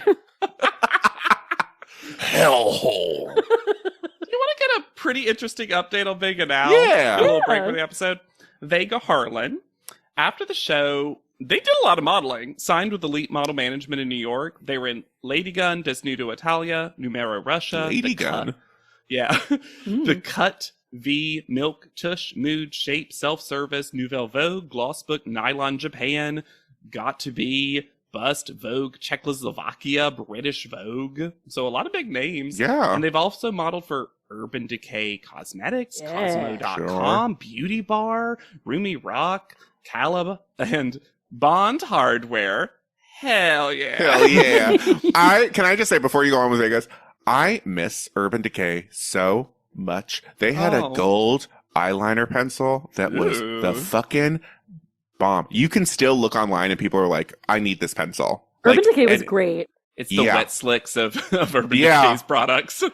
And they also were in something I'll talk more about in a later episode called The Real Catwalk, which was founded by Christiana. And Vega and Gina were part of what that is, which I'll talk about more. But I do have a cool quote from it. Vega says, they each get kind of a quote. It's about different bodiness on the catwalk on the runway. Although a lot of progress has been made, the industry still demands unrealistic expectations for a model's body, whether they are straight size, plus size, or in between sized. I felt like I could never meet the industry standards for my body, which has led to years of me struggling with eating disorders in order to have particular measurements for work. I took some time off from modeling because of the coronavirus and did a lot of soul searching. I've decided to start modeling again on my own terms. Instead of trying to maintain unrealistic expectations for my body, I'm committed to my health and ED recovery. And around that time, as we kind of alluded to in their first episode, they came out as non-binary in an Instagram post in 2022. And let me just say, at first, I was going to read this entire caption. It's longer than the episode. And there's someone in a Reddit comment that summarizes it better than I can, which is, misogyny, global warming, bias, and AI being 1,000 years old, iconic. Because Vega says, I'm 1,000 years old. Yeah, great. And talks about all this other stuff. So they're still being Vega. They've also walked for New York Fashion Week in 2018, 19, and 2020. Like, they also were in Paper Magazine. They did a cover issue. All the pictures on their Instagram are stunning. Yeah. Well, because they're a good model on the show, and they're still a good model. That's the modeling was never the issue. And they didn't bring chaos to the set. No. Apparently, everyone loved them. Yeah. Tyra was like more crazy. Kind of fascinating. One pair of earplugs could have had Vega in the top 4. Absolutely, yes. Truly. Can you imagine if Vega had been our last top model ever? Oh my God. Would have been so fitting. Let me be in that timeline. Can we go back in time with a pair of loops? Put them in Vega's ear.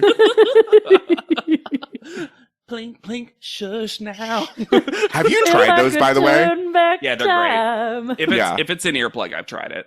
Yeah, loops are great. I love earplugs. I have to have really them. That's the beginning of your SpawnCon. Yeah. If it's an earplug, I've tried it. I got hard opinions on earplugs. I've rated them myself. I have a bunch of different kinds for different situations. I love that. Yeah.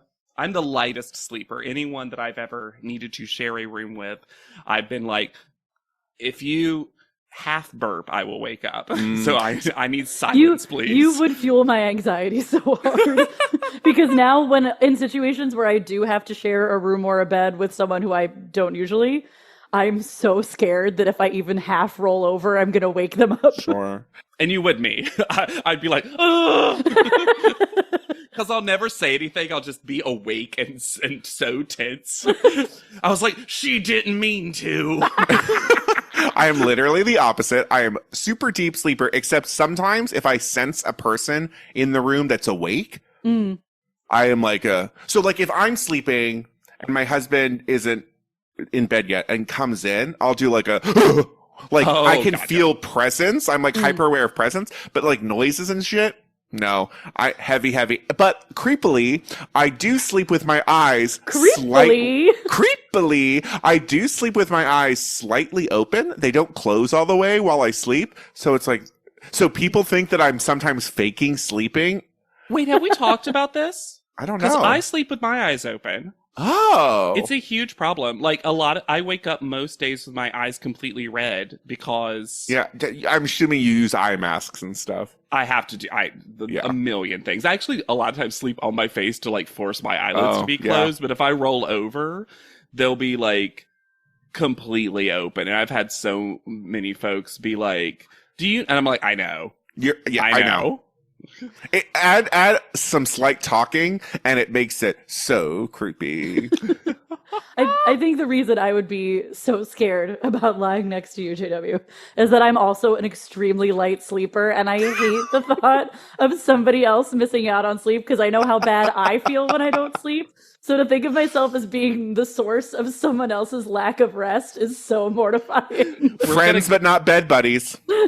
When we go on the Pod Leadum tour, Hannah and I are going to be in like not the same hotel room, but like only a thin wall is going to separate us, and our heads are going to be pointed in the same direction. Aww. And every time either of us meet, we're like, and then Lex eyes open in the bathtub, like I'm asleep.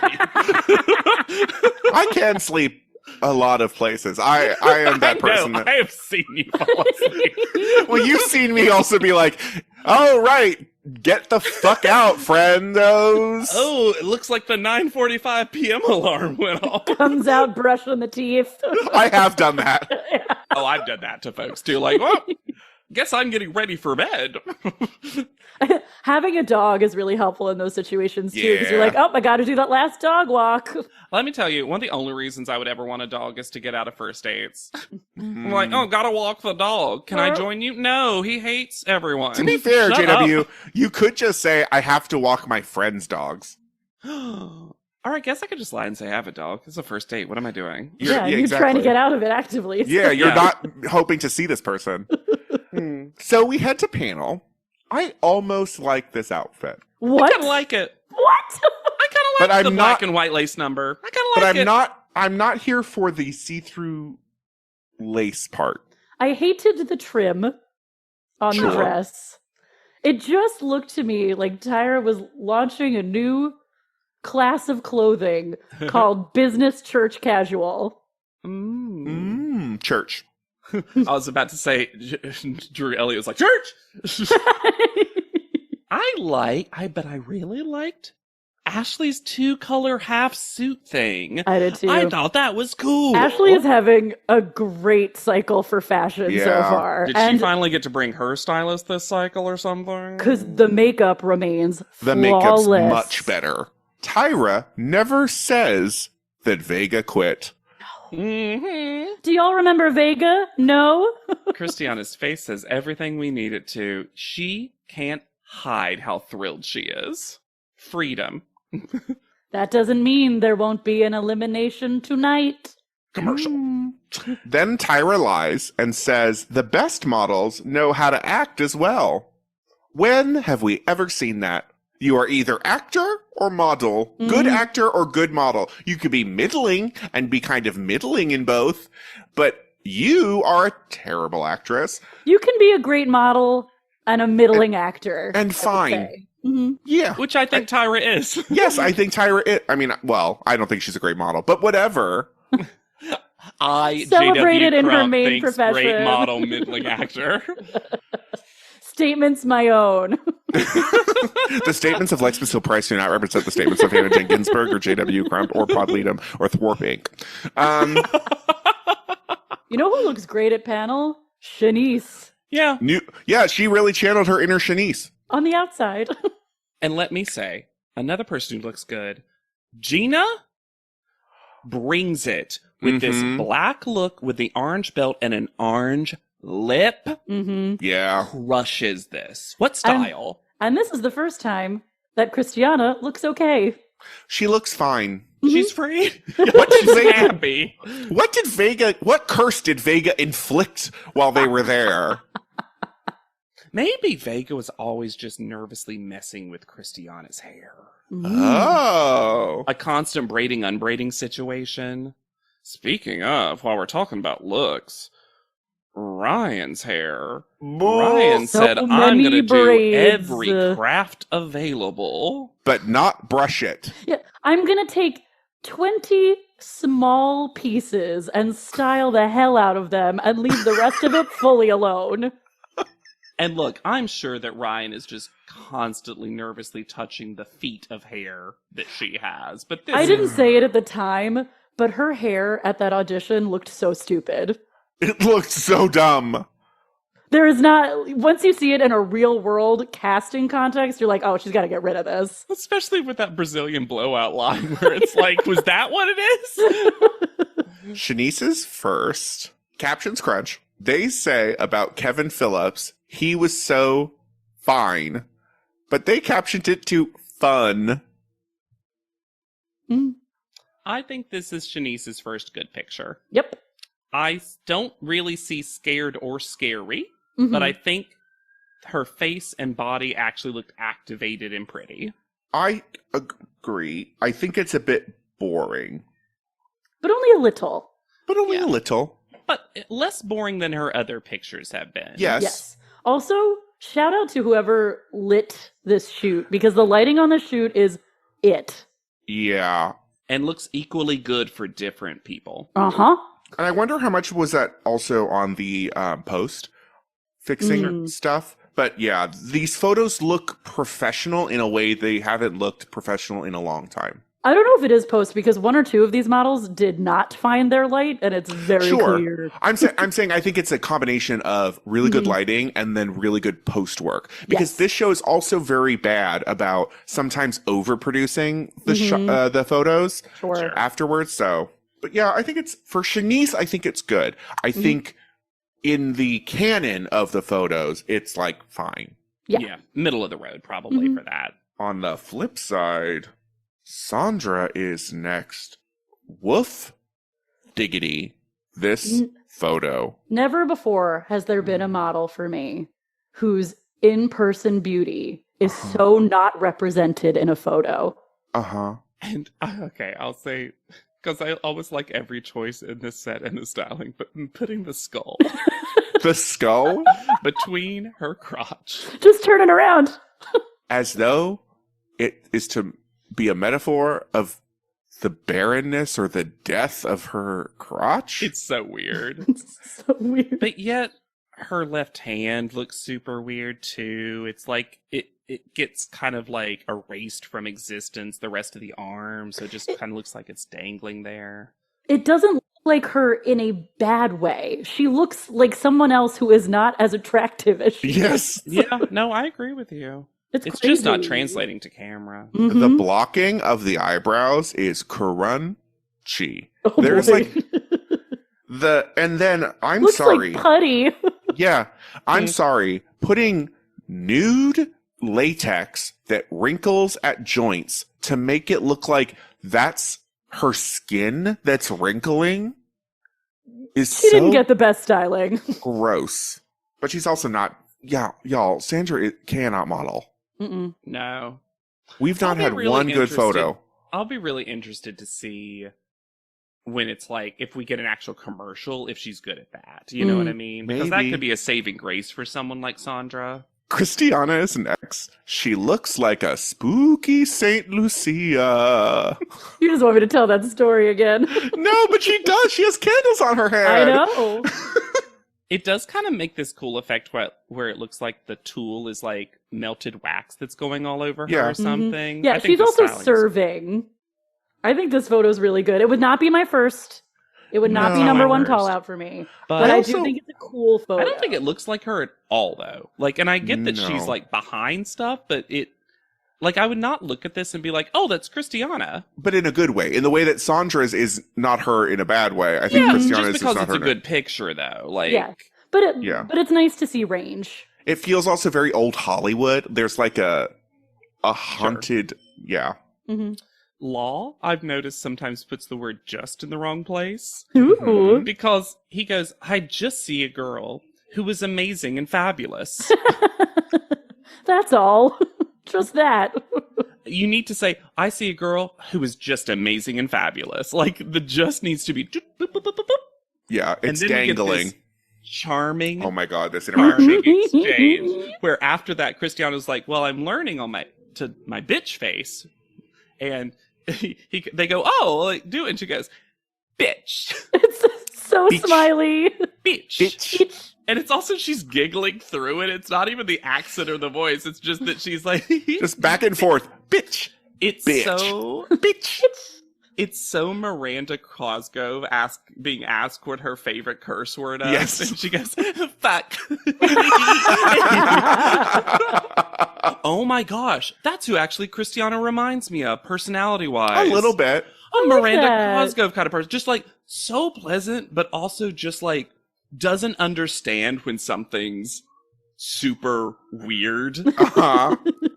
There's just like this pleasant, doofy naivete to it that's very charming. Mhm. Big golden retriever energy. Yeah. Ryan is next, y'all. Actually, I'm going to come out and say, this is not my least favorite photo of the week. Same. No, it's not my Because- least favorite. Because I actually think that Ryan looks scared. And if Yes. that was the brief, She is signifying fear, which is not something that everybody else does. this just, of all the weeks. And look, I'm kind of glad for Ryan Oh, that, I think They this leave the show. was, spoiler alert, I think this was a psychological boot. yeah. Yes. But it's just so funny because, again, compared to last cycle, Hmm. we are now eliminating folks not for having the worst picture. Yes. It's really not happened yet. I really liked Ashley referring, though, to her almost there photos. Yeah, You can't Yeah. keep giving almost there, I thought was a really nice way to put it. I agree. It's just, I was expecting this to be so much worse because of all the footage we got of Ryan kind of doing Dead-eyed, nothing. blah, blah, blah. Hmm. And this, you can't call this dead-eyed. No. No, it's forced, but I think that's probably what Ryan needs to do in Yeah. photos. Hmm. I also think the styling for this one is not that great. Yeah. This hair was a huge hindrance to her modeling, also. Yeah. It's just so weird that there's this indigo furred jacket that's the only thing with any color, but it just matches the eye makeup. Uh-huh. Yeah. And then we have Rio. This photo is wild. Wild. Love it. Obsessed. Like, Give I it to don't me. think it's the best one, but I'm thrilled that they chose it. But you can't see the crop, so it just looks like she's holding her hand in the air like, I also think it makes it look like her other hand has a little haunted doll purse. Yeah. Like a dollhouse purse. Hmm. It's also not giving fear. It's giving, what are you doing here? Yeah, this is a I'm character. the nun. I'm a nun of the Church of Satan. But This is, to go back to Ryan Murphy, if this photo played that song from American Horror Story Asylum. Yeah. yep. Let me also say, and a lot of these, the backgrounds feel very attic to me. Mhm. Yes. So almost all of these read charmed villain who got into Oh. the Yes. attic moment. Yeah. And this was the one They because of the escaped from dollhouse. book This is of like a three. sex. Yeah, this is like a sex demon. Hannah, please, the Book of Shadows and the Oh, I'm Power so of sorry. Three. Three. I'm so sorry. Oh, it's been too long. Even though there's 4. Not at the same time. Well, Unless you read the season 9 and 10 comics, do I own them? Of course, Of I course. do. I also feel like the judges don't know what to do with this picture. They're kind of just like, well, that sure is a picture. Yeah, this is seeing new people deal with Tyra not picking the best photo. Uh-huh. It's also, I will say though, in the grand history of Top Model, when something is actually purely, unironically camp, these judges never know what to do with it. We've never That's had true. a judge that's here for camp. Nope. And this is what this is. Like, this is the camp one. Yeah. What's fascinating is we'll see it later. Spoiler. At the end of the episode, we are now seeing the photo shoots, like, in more depth. This was new, right? Mm-hmm. Yes. Okay. I thought maybe I just turned off the episodes too early But- last time. We Because they saw... make you watch a commercial first. Yeah. Oh, I'm not doing that. But we see Rio without the headpiece on, modeling better. Yeah. Sure. So, yeah. It's got a very like MST3K vibe to me. Yeah. Yeah. Liberty is next. This is... You know who I realized she looks like in this photo? Ariana Grande. Oh my god, you're right. Oh, for sure. The face? Yes, absolutely. And even the buns. Mm-hmm. I love that you can see the red hair under the wig. Yep. On top They're of buns. It's on top. It's so stupid. What a dumb choice. And the wildest thing about Liberty so far is that she continues to be a good model. Yep. Yep, another pretty good one. Another top 4 for me. Yep. But she can't help being a tiny terror because she just shrugs when she walks away. Okay. Yep. Try to eliminate me. Can't impeach Trump. Can't get rid of Liberty.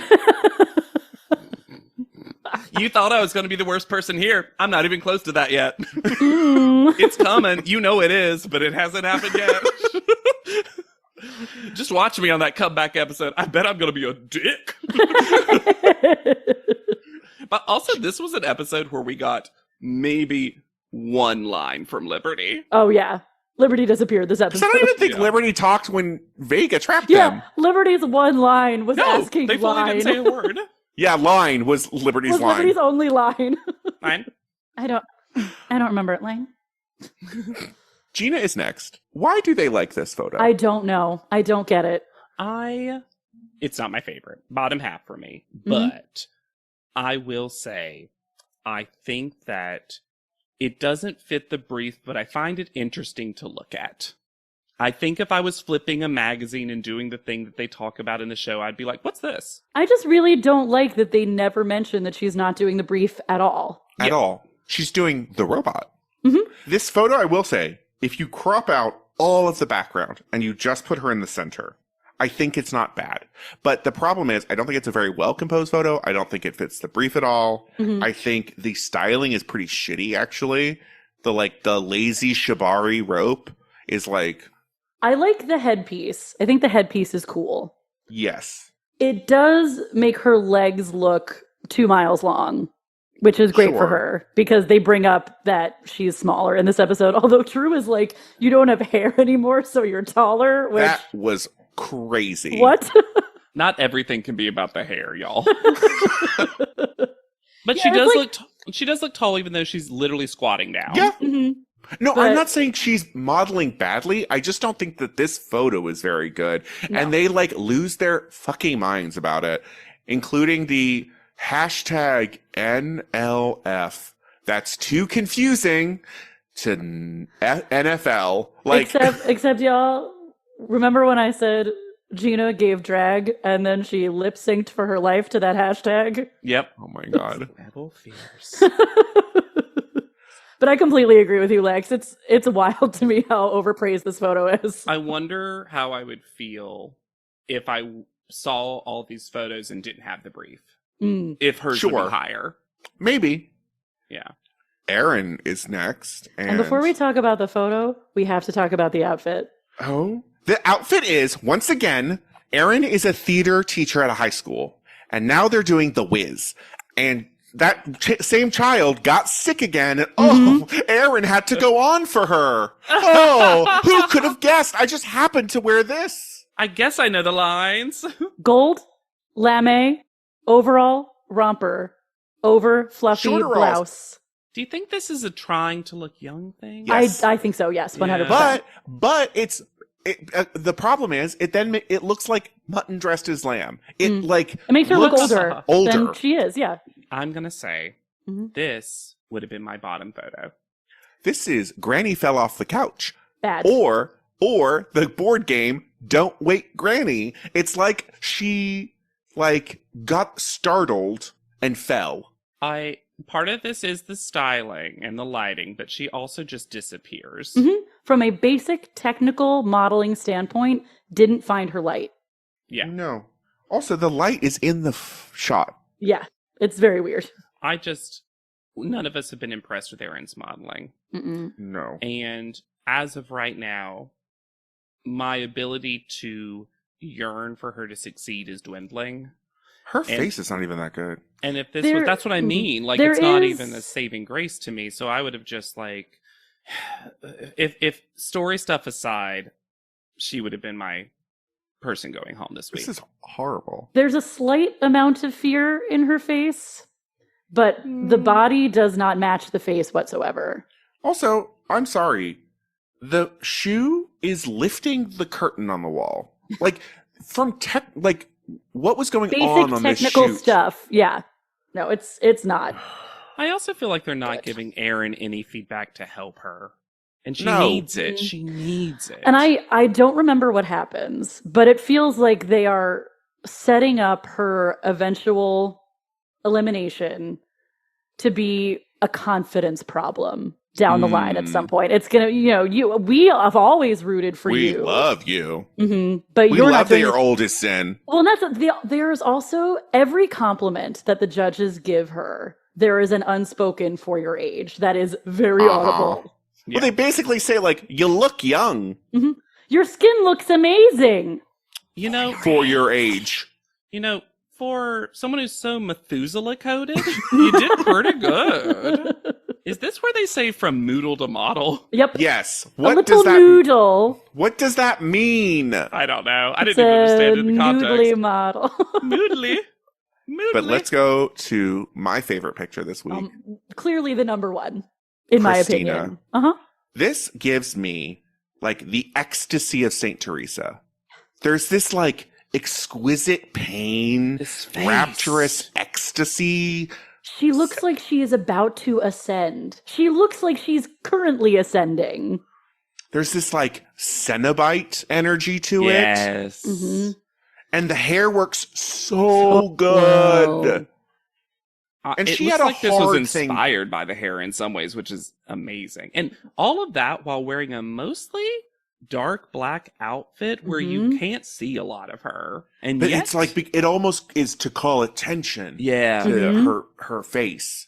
I do. The one thing I find funny is it kind of looks like the little doll is like resting on her lap at the very bottom. Yeah. I think it's like a little doll saying goodbye. Goodbye, my daughter. Yeah, But- the level Number of one call out, difficulty though. That's the is number so one call high. out. Level of difficulty is so high, and she is serving so hard. It is clearly the best photo of the week. Yeah. By, like, miles. Mhm. There's one that I also think does very well, but this is the harder of the two, so Yes. I would give Yeah, it but to this I one. also don't think of Christina as being, like, this, like, great model that, like, takes character well or, like, does any of that. So Or it's, like, would be also... inspired by a brief. Like, Yeah. mhm. It even looked at the set, she was complaining about the outfit. Like, it almost was, she was like, ugh. I've been very surprised so far that we've had a lot of compliments for Christina. I know. Yeah. It's been, is there going to be a massive turning point? Because Probably not. she's gonna like Christina her way out of the competition, I feel. Yeah, I just wonder, is this a case of a contestant who had just a awful audition, and that is basically what you remember about her for the rest of the competition until she's gone? And I know she's had fights and stuff too, but even in those fights, we were like seesawing between our opinion of who is correct. Yeah. Because she's also says such stupid stuff with like the 55,000 people behind me that maybe it's a joke, maybe it's not, but I'm like, you're also good television. Yeah. Tyra knew when other people were trying to Boot her. Yeah. Tyra's like, no. I'm back to produce. The boss is back. Christina, you're in. Your hair's going to be so stupid. Brandy K is next. Y'all, this photo is so dumb. This is I don't understand why they're like they fall out about this picture. I do think she looks scared. Mm-hmm. Successfully. Which, in the world where they're judging it on the brief that they were given, I think is good. We're also giving the most improved award. Yeah. Sure. This one doesn't bother me. This is very middle to me. Mm-hmm. I think there is something evocative and haunted about her face. I think this is a case, though, where I actually just really like what they did with the makeup. Yes. Sure. It's And so possibly I'm that. enjoying the photo as a photo. Mm. I don't know. She just looks so squished. That doll's still there. The doll is in every shot. Why does she have a Star of David bra? What? The harness has a Star of David on it. There is a does, star. yeah. Mhm. Huh. Okay. Has Tyra ever referred to herself as TB before? No. I think she called herself too and was like, you know what? For once, no. Also, because such a common abbreviation for tuberculosis. It also, this feels very to me, Banks with an X coded that she tried out for 2 seconds, if we remember. let me say, the funniest thing about Banks with an X is that still on Wikipedia, Tyra Lynn Banks, also known as Banks. And I'm No. like, are they? Is she though? She's never. No, I love that. Keep it forever. Do we think that that's Tyra who keeps going in and making that edit? Yeah. Oh, yes. Every time Or it's like, is it the Ghost in the Machine, formerly known as DJ Splits, won't let it die? That's her signature. you know how sometimes on Wikipedia it'll be like citation needed? Yeah.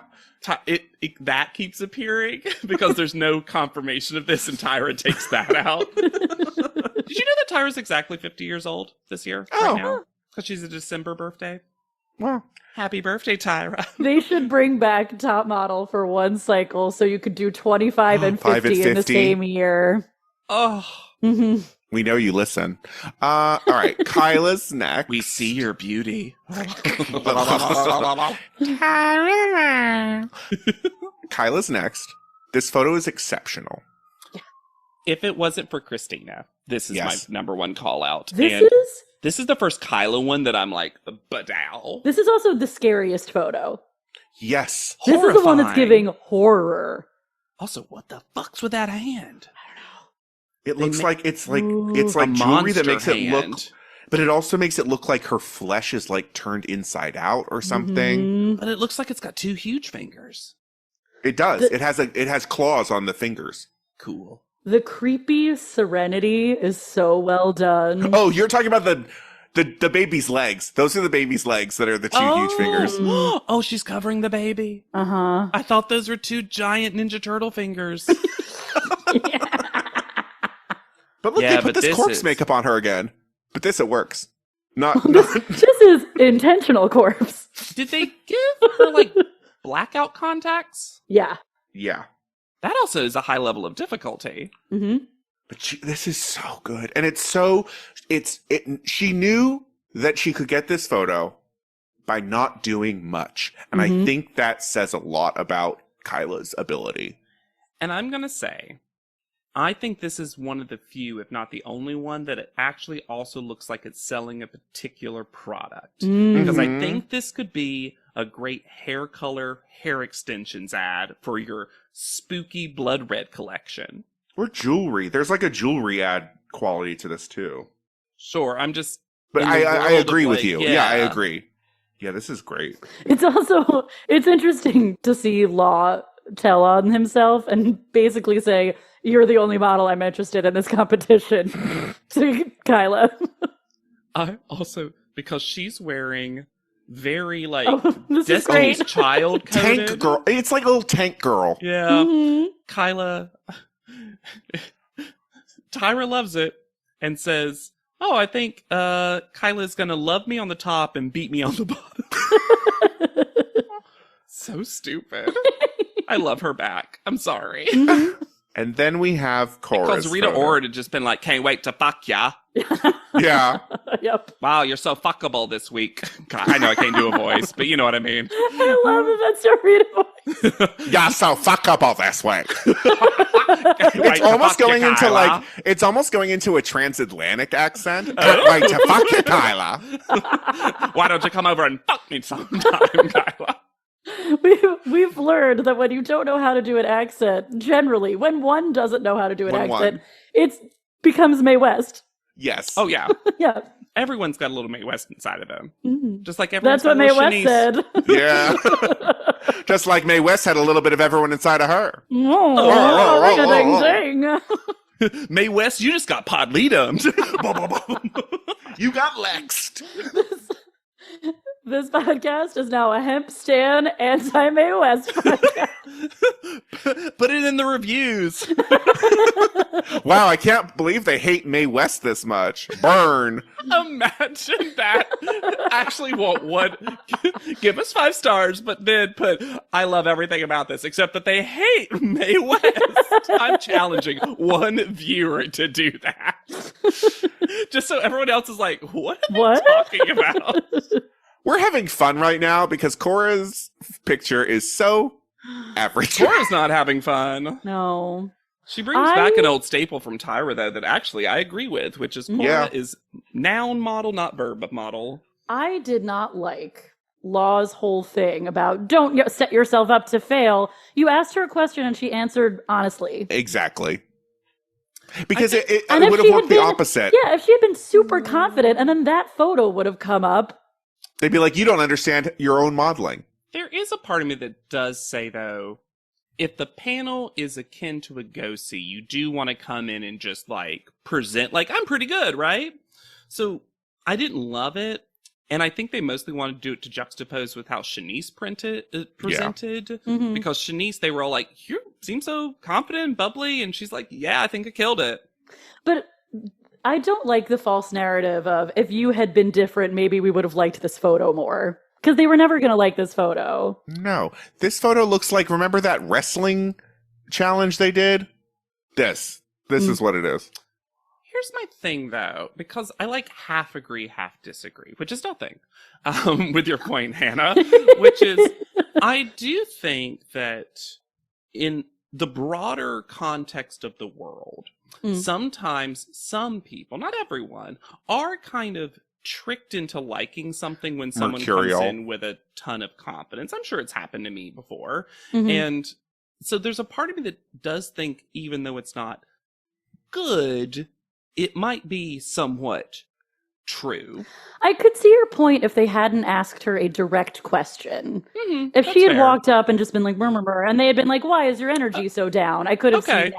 But when She didn't come up mopey. Yeah, when you ask a specific question about how they feel about the performance in the photo, that's a fair she's point. going to answer honestly. That's a fair point.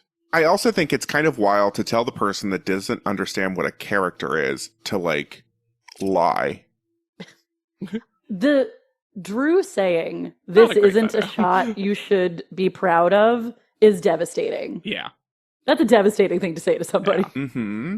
It's also not the worst. No. It's not good. I would have bottomed two with Aaron, but Aaron would have still been the worst. I don't know. Sandra's was pretty bad too. I'm just so concerned that she doesn't seem to understand Well, what that's they're because- asking her to do. That's because what they're asking her to do is wild. They're saying you're perfect, so you aren't perfect in this. Like Not here.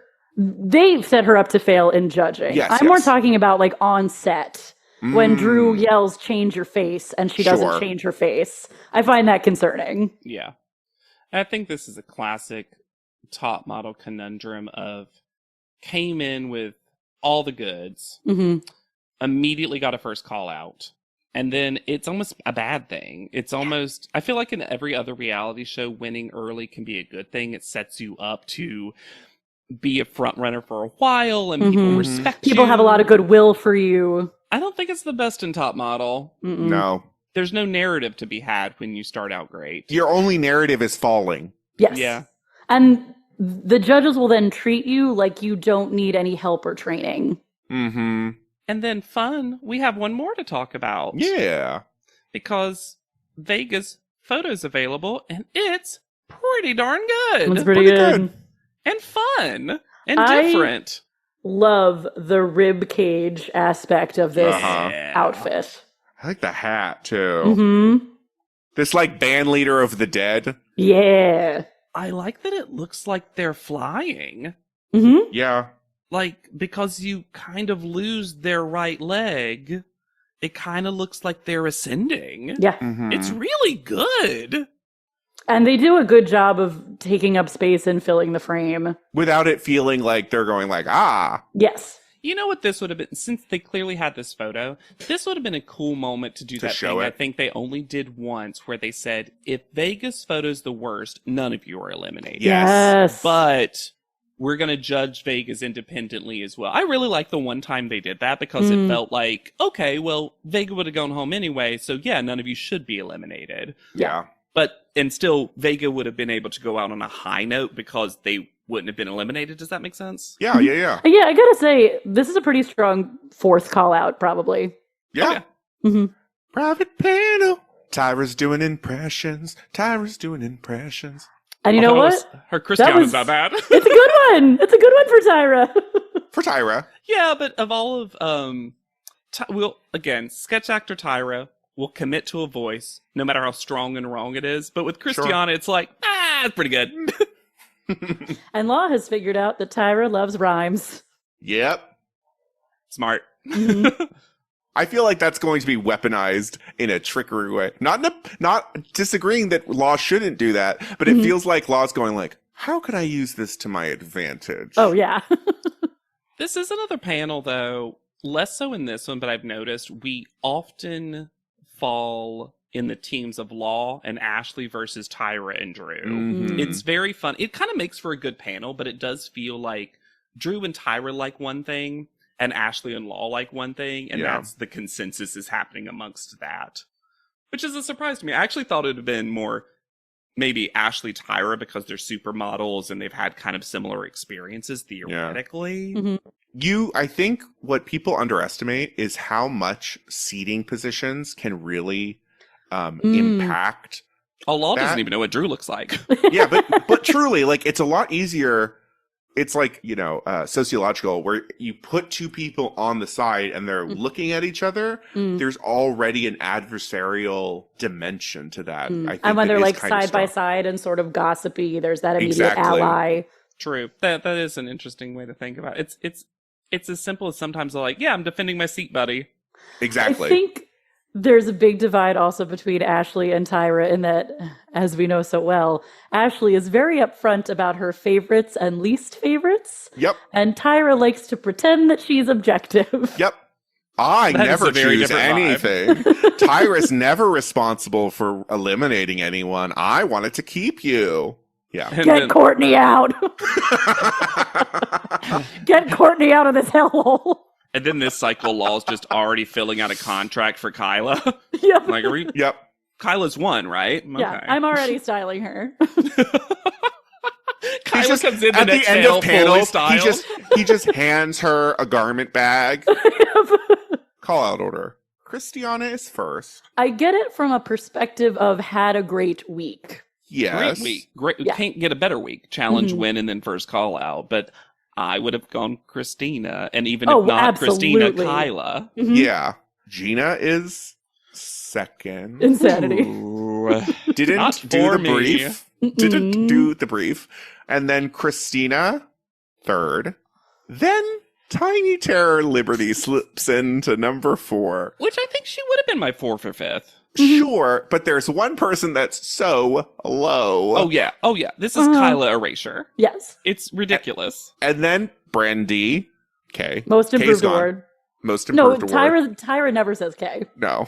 Never has, never She will. did one. Yes, she will. She said Brandy K for kick-ass. She said it one time. That's right. Yeah, Tyra's only gonna put respect on Brindy K's name if she can make a little joke. Mhm. Then Aaron. Above Shanice and Kyla Kyla. and Rio. That's Wild. wild. What are they setting up for Aaron? Is there a youth shoot that they're gonna embarrass her with? What are we doing? This is wild. You know, if they set her up for a fall, she'll break a hip and have to go. And once you break a hip, you're basically dead. I don't know. Katya got that surgery and she seems to be doing fine. You know what? Actually, come to think of it, what's interesting is that this was a good week for our, like, in their 30s contestants, because both Christiana and Christina did fairly well, which I kind of love that the show makes a big deal out of opening up the ages, and then there's no difference. No. Not once have they been like, you look old in this. It's like, well, they either look old or they don't. It has nothing Well, to I do with their also think- actual age. I will say, though, I think that because they open the ages, other than the oldest person in history, Aaron, Yep. Mm-hmm. they no longer can use "you look old" as a weapon like they used to when everyone was like Interesting. 19, 20. They can't be like, you look like your skin is old or whatever. I don't know. I Because feel like Christiana's like, I do have a 401k. I'm pretty old. I feel like I'm waiting for a critique that's like, you're 19 and you look older than Aaron. Oh, well, that's You sure, but it's, know what I that's mean, coming. what I mean is that it's always in conjunction with Aaron because Aaron's the old one. So Yes. all the other old Our ones, only barometer of age is Aaron. Yeah. Aaron. You're either 20 or Aaron. For all women from 20 to Aaron. No, that's like the joke in MAME of like between 40 and death. It's now between 20 and Aaron. What was our old thing from Christian to plus size? Yeah. I like all our ranges. And then that leaves Sandra out of the bottom. Yeah, because This- after Aaron, it's Shanice, Kyla, Rio. Yeah. This moment was so rude. Why hurt her? She's Why? already in the bottom You three. don't need to do. She's already crying and vowing to do better next time. And then to say, we still believe in you. I mean, our belief is getting a little bit less and less, but your name was called. And you did such good acting there, Hannah Jane, because the look away, your name was called, though. As though Like by somebody someone else. did it. Mm-hmm. What? Don't do this to a person. What is Just wrong put with you? her in the bottom. Put her Yeah. in the bottom. And then say this speech. But Yes. she hasn't earned that. There are two people who left this episode, and neither were her. Leaving Cora v. Ryan. And I'll say this. I agree with who went home. Yes. Mhm. But this episode had editing that really did make me confused as to who would go here. Oh, because I thought- especially people got the bottom two story. because Tyra's final speech to Cora is a rare, actually accurate critique. Yep, Yeah. for sure. But it's also just putting so much pressure on Cora. Mm-hmm. We also have a wild last cycle update of the eliminated girl must pack her photos Yeah, you can't be walking out with loose photos. instead of pack your bags. They But sure then do. we now- see them. We see them pack their I- take their photos loosely. I know it happens, but why update it? I don't know. Because you still pack the luggage. Oh, it's because Ew. I know why. It's because Tyra was so angry that Rita Ora didn't give these women Mm. photos. Oh. Respect. Rita apologized to these photos. They didn't get a book. They couldn't go in and put their terrible photo right in the front and then have mom remove it. And then I understand that Ryan is in a terrible mental place at this point. Yes. I'm relieved for her mental and physical health that they Yes. sent her home here. Mhm. But the sentiment while leaving the competition of, I know I'm not great, but neither is anybody else, so why am I going home? I've never heard anything quite like that from an exiting contestant. Cherish Waters, kind of, but at least Cherish Waters was like funny about it, dismissive about it. Ryan, it was so strange. Oh, maybe it was It because just came Tyra across whispered. more bitter than fun. Mm-hmm. Maybe it's because when Tyra eliminated Ryan, she said, "We see your beauty." Bankable.com. Also, and then we mentioned it earlier, but we get these little extra scenes of just like listless photo taking. And Drew having the smallest amount of fun a human has ever had. This is, if you're going to do this, and I actually do like this because I like anything that encourages people to stick around for the end credits and like Yeah. respect the people who worked on something. Mm. Like I'm one of those always stays to the very end of the Yeah. credits at movie theater dorks. Mhm. Yep. But this Me is too. when you put in, you know who did this well? The Challenge back in the day. Mm-hmm. You put in a little dumb, Fun. barely edited little thing, like someone got scared by a cockroach, and it doesn't fit in the episode, but it's a funny little thing that happened. Yeah. Yeah, Like, this you're is where telling you me do there's that. not 30 seconds of Shanice-ing that you could have put there? Yeah. I There's also not think it's... there's not someone Christina burning just eggs. staring straight at the camera. I think it's kind of crazy that they've now committed to in episode coming up on, but have gotten rid of next time on. Episode. Yes, agreed. Like they don't want to spoil next week, but they do want to spoil the episode you're currently While watching. it's happening. What a choice. Or sometimes spoil it from literally previously on. Ready for a Ryan update? Yeah. Ryan Carricker, while on the show, but now goes professionally by Ryan Alexis, which I believe is the middle name. Is currently with Genetics Management, which I misspelled as Genetics, which is a very funny I title. also don't like Genetics Management. Yeah, and One Management, and is based in LA.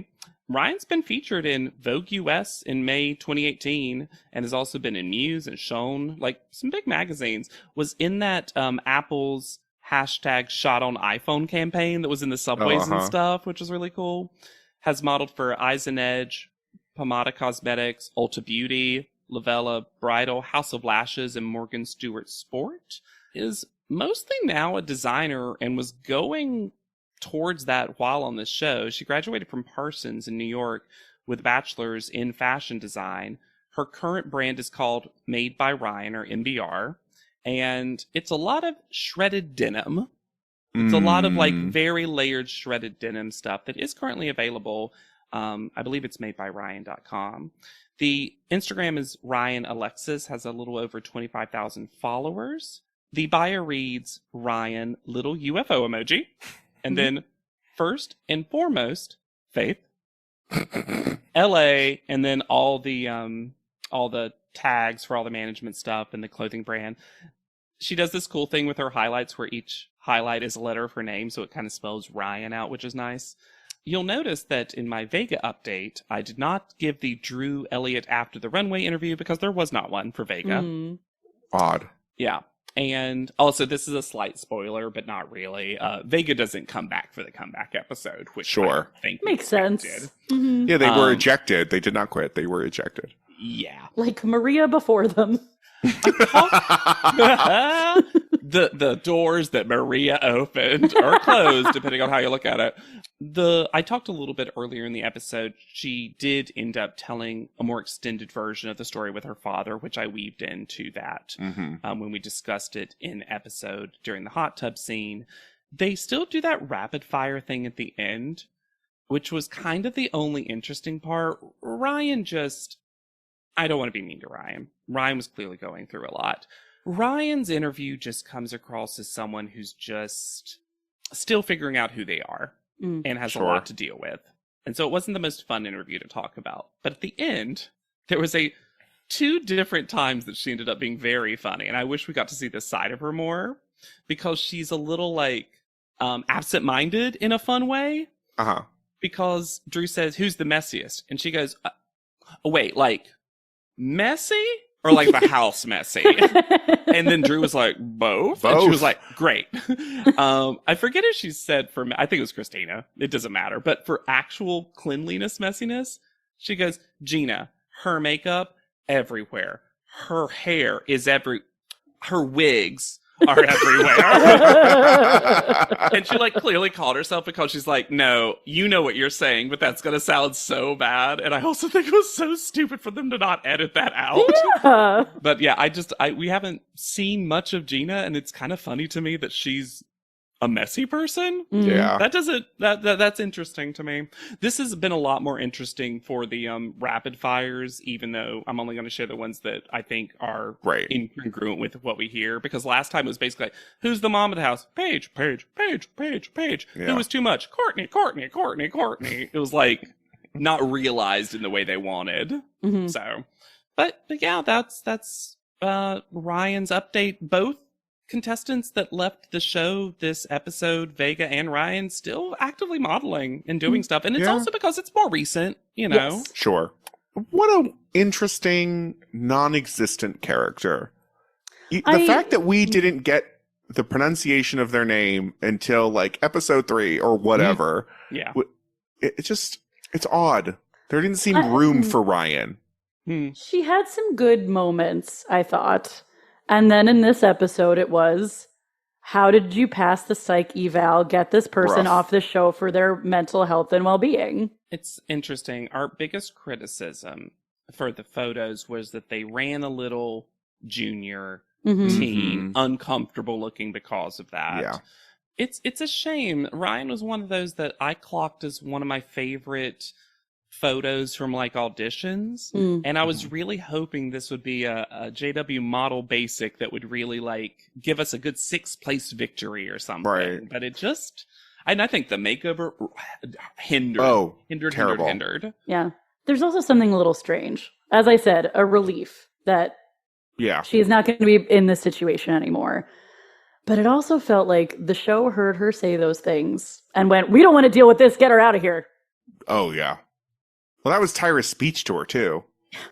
Yeah, I know that sometimes when they want to focus an episode on someone who's no longer going to be on the show, they might pull something from somewhere else. So there's the potential that happened earlier, but we had people in their makeovers, so maybe not. Like it's tough because having been behind the scenes on shows where people leave, sometimes there is that mindset of like, oh, we did not know this. This is coming up. We are worried to keep putting pressure on this person. Yeah. Right. Is it the kinder thing to let them leave? But to your point, there's that argument of like, oh, they're a person with a problem? Nuh-uh. It feels like at this point, when this was filmed, there should have been some kind of, if you or someone you know is dealing with these things, call this number at the end of the episode. Oh, yeah. Actually, yeah. It feels strange that there wasn't one. To drop that into the episode and then not have the receipt at the end. Yeah, I agree. Yeah, because this was an episode that definitely that for EDs and stuff, but also like with Vega and mental health, you could have made an argument that like, this might be a show with some triggers for people, you know? Hellhole. But if you think our podcast is anything but a hellhole, you should rate, review, and subscribe. We're a heaven hole. A heaven hill. Hole is hole is opposite of hill? Yeah, probably. Heaven mound. Mound. You can the mound of heaven. You can fill a hole with a mountain if it's upside down. Oh yeah. Like you a cone? Pop that little mountain off and then flip it around. Yeah. A heaven plug. Not actually, the opposite of a hole is a plug. If you think about it. Just say dildo. You can't, Hannah, you can't keep a dildo in all day. You gotta put a plug in. Rate, review, and subscribe to this podcast. Don't you wanna? Don't you want more of this? Don't you want us just yelling dildo at you? Don't you want to hear me say hellhole 8 more times? Oh, special shout out to something for the folks on the Discord. And if you have not joined, it's over 300 people strong, and it's a very fun place to be. People are constantly having discussions. And because we're in Cycle 24, the mods added a new room of Pod Lead'em Victory Lap. If you haven't seen that yet. And people are sharing their favorite moments from the podcast or how they discovered the podcast. And everyone's story is both unique and connected. And so if you're ever like, hey, I just kind of want to celebrate the last cycle alongside y'all, this is a great way to write kind of like a little digital greeting card to us. It's very fun to read. It's a little like you're signing our yearbook.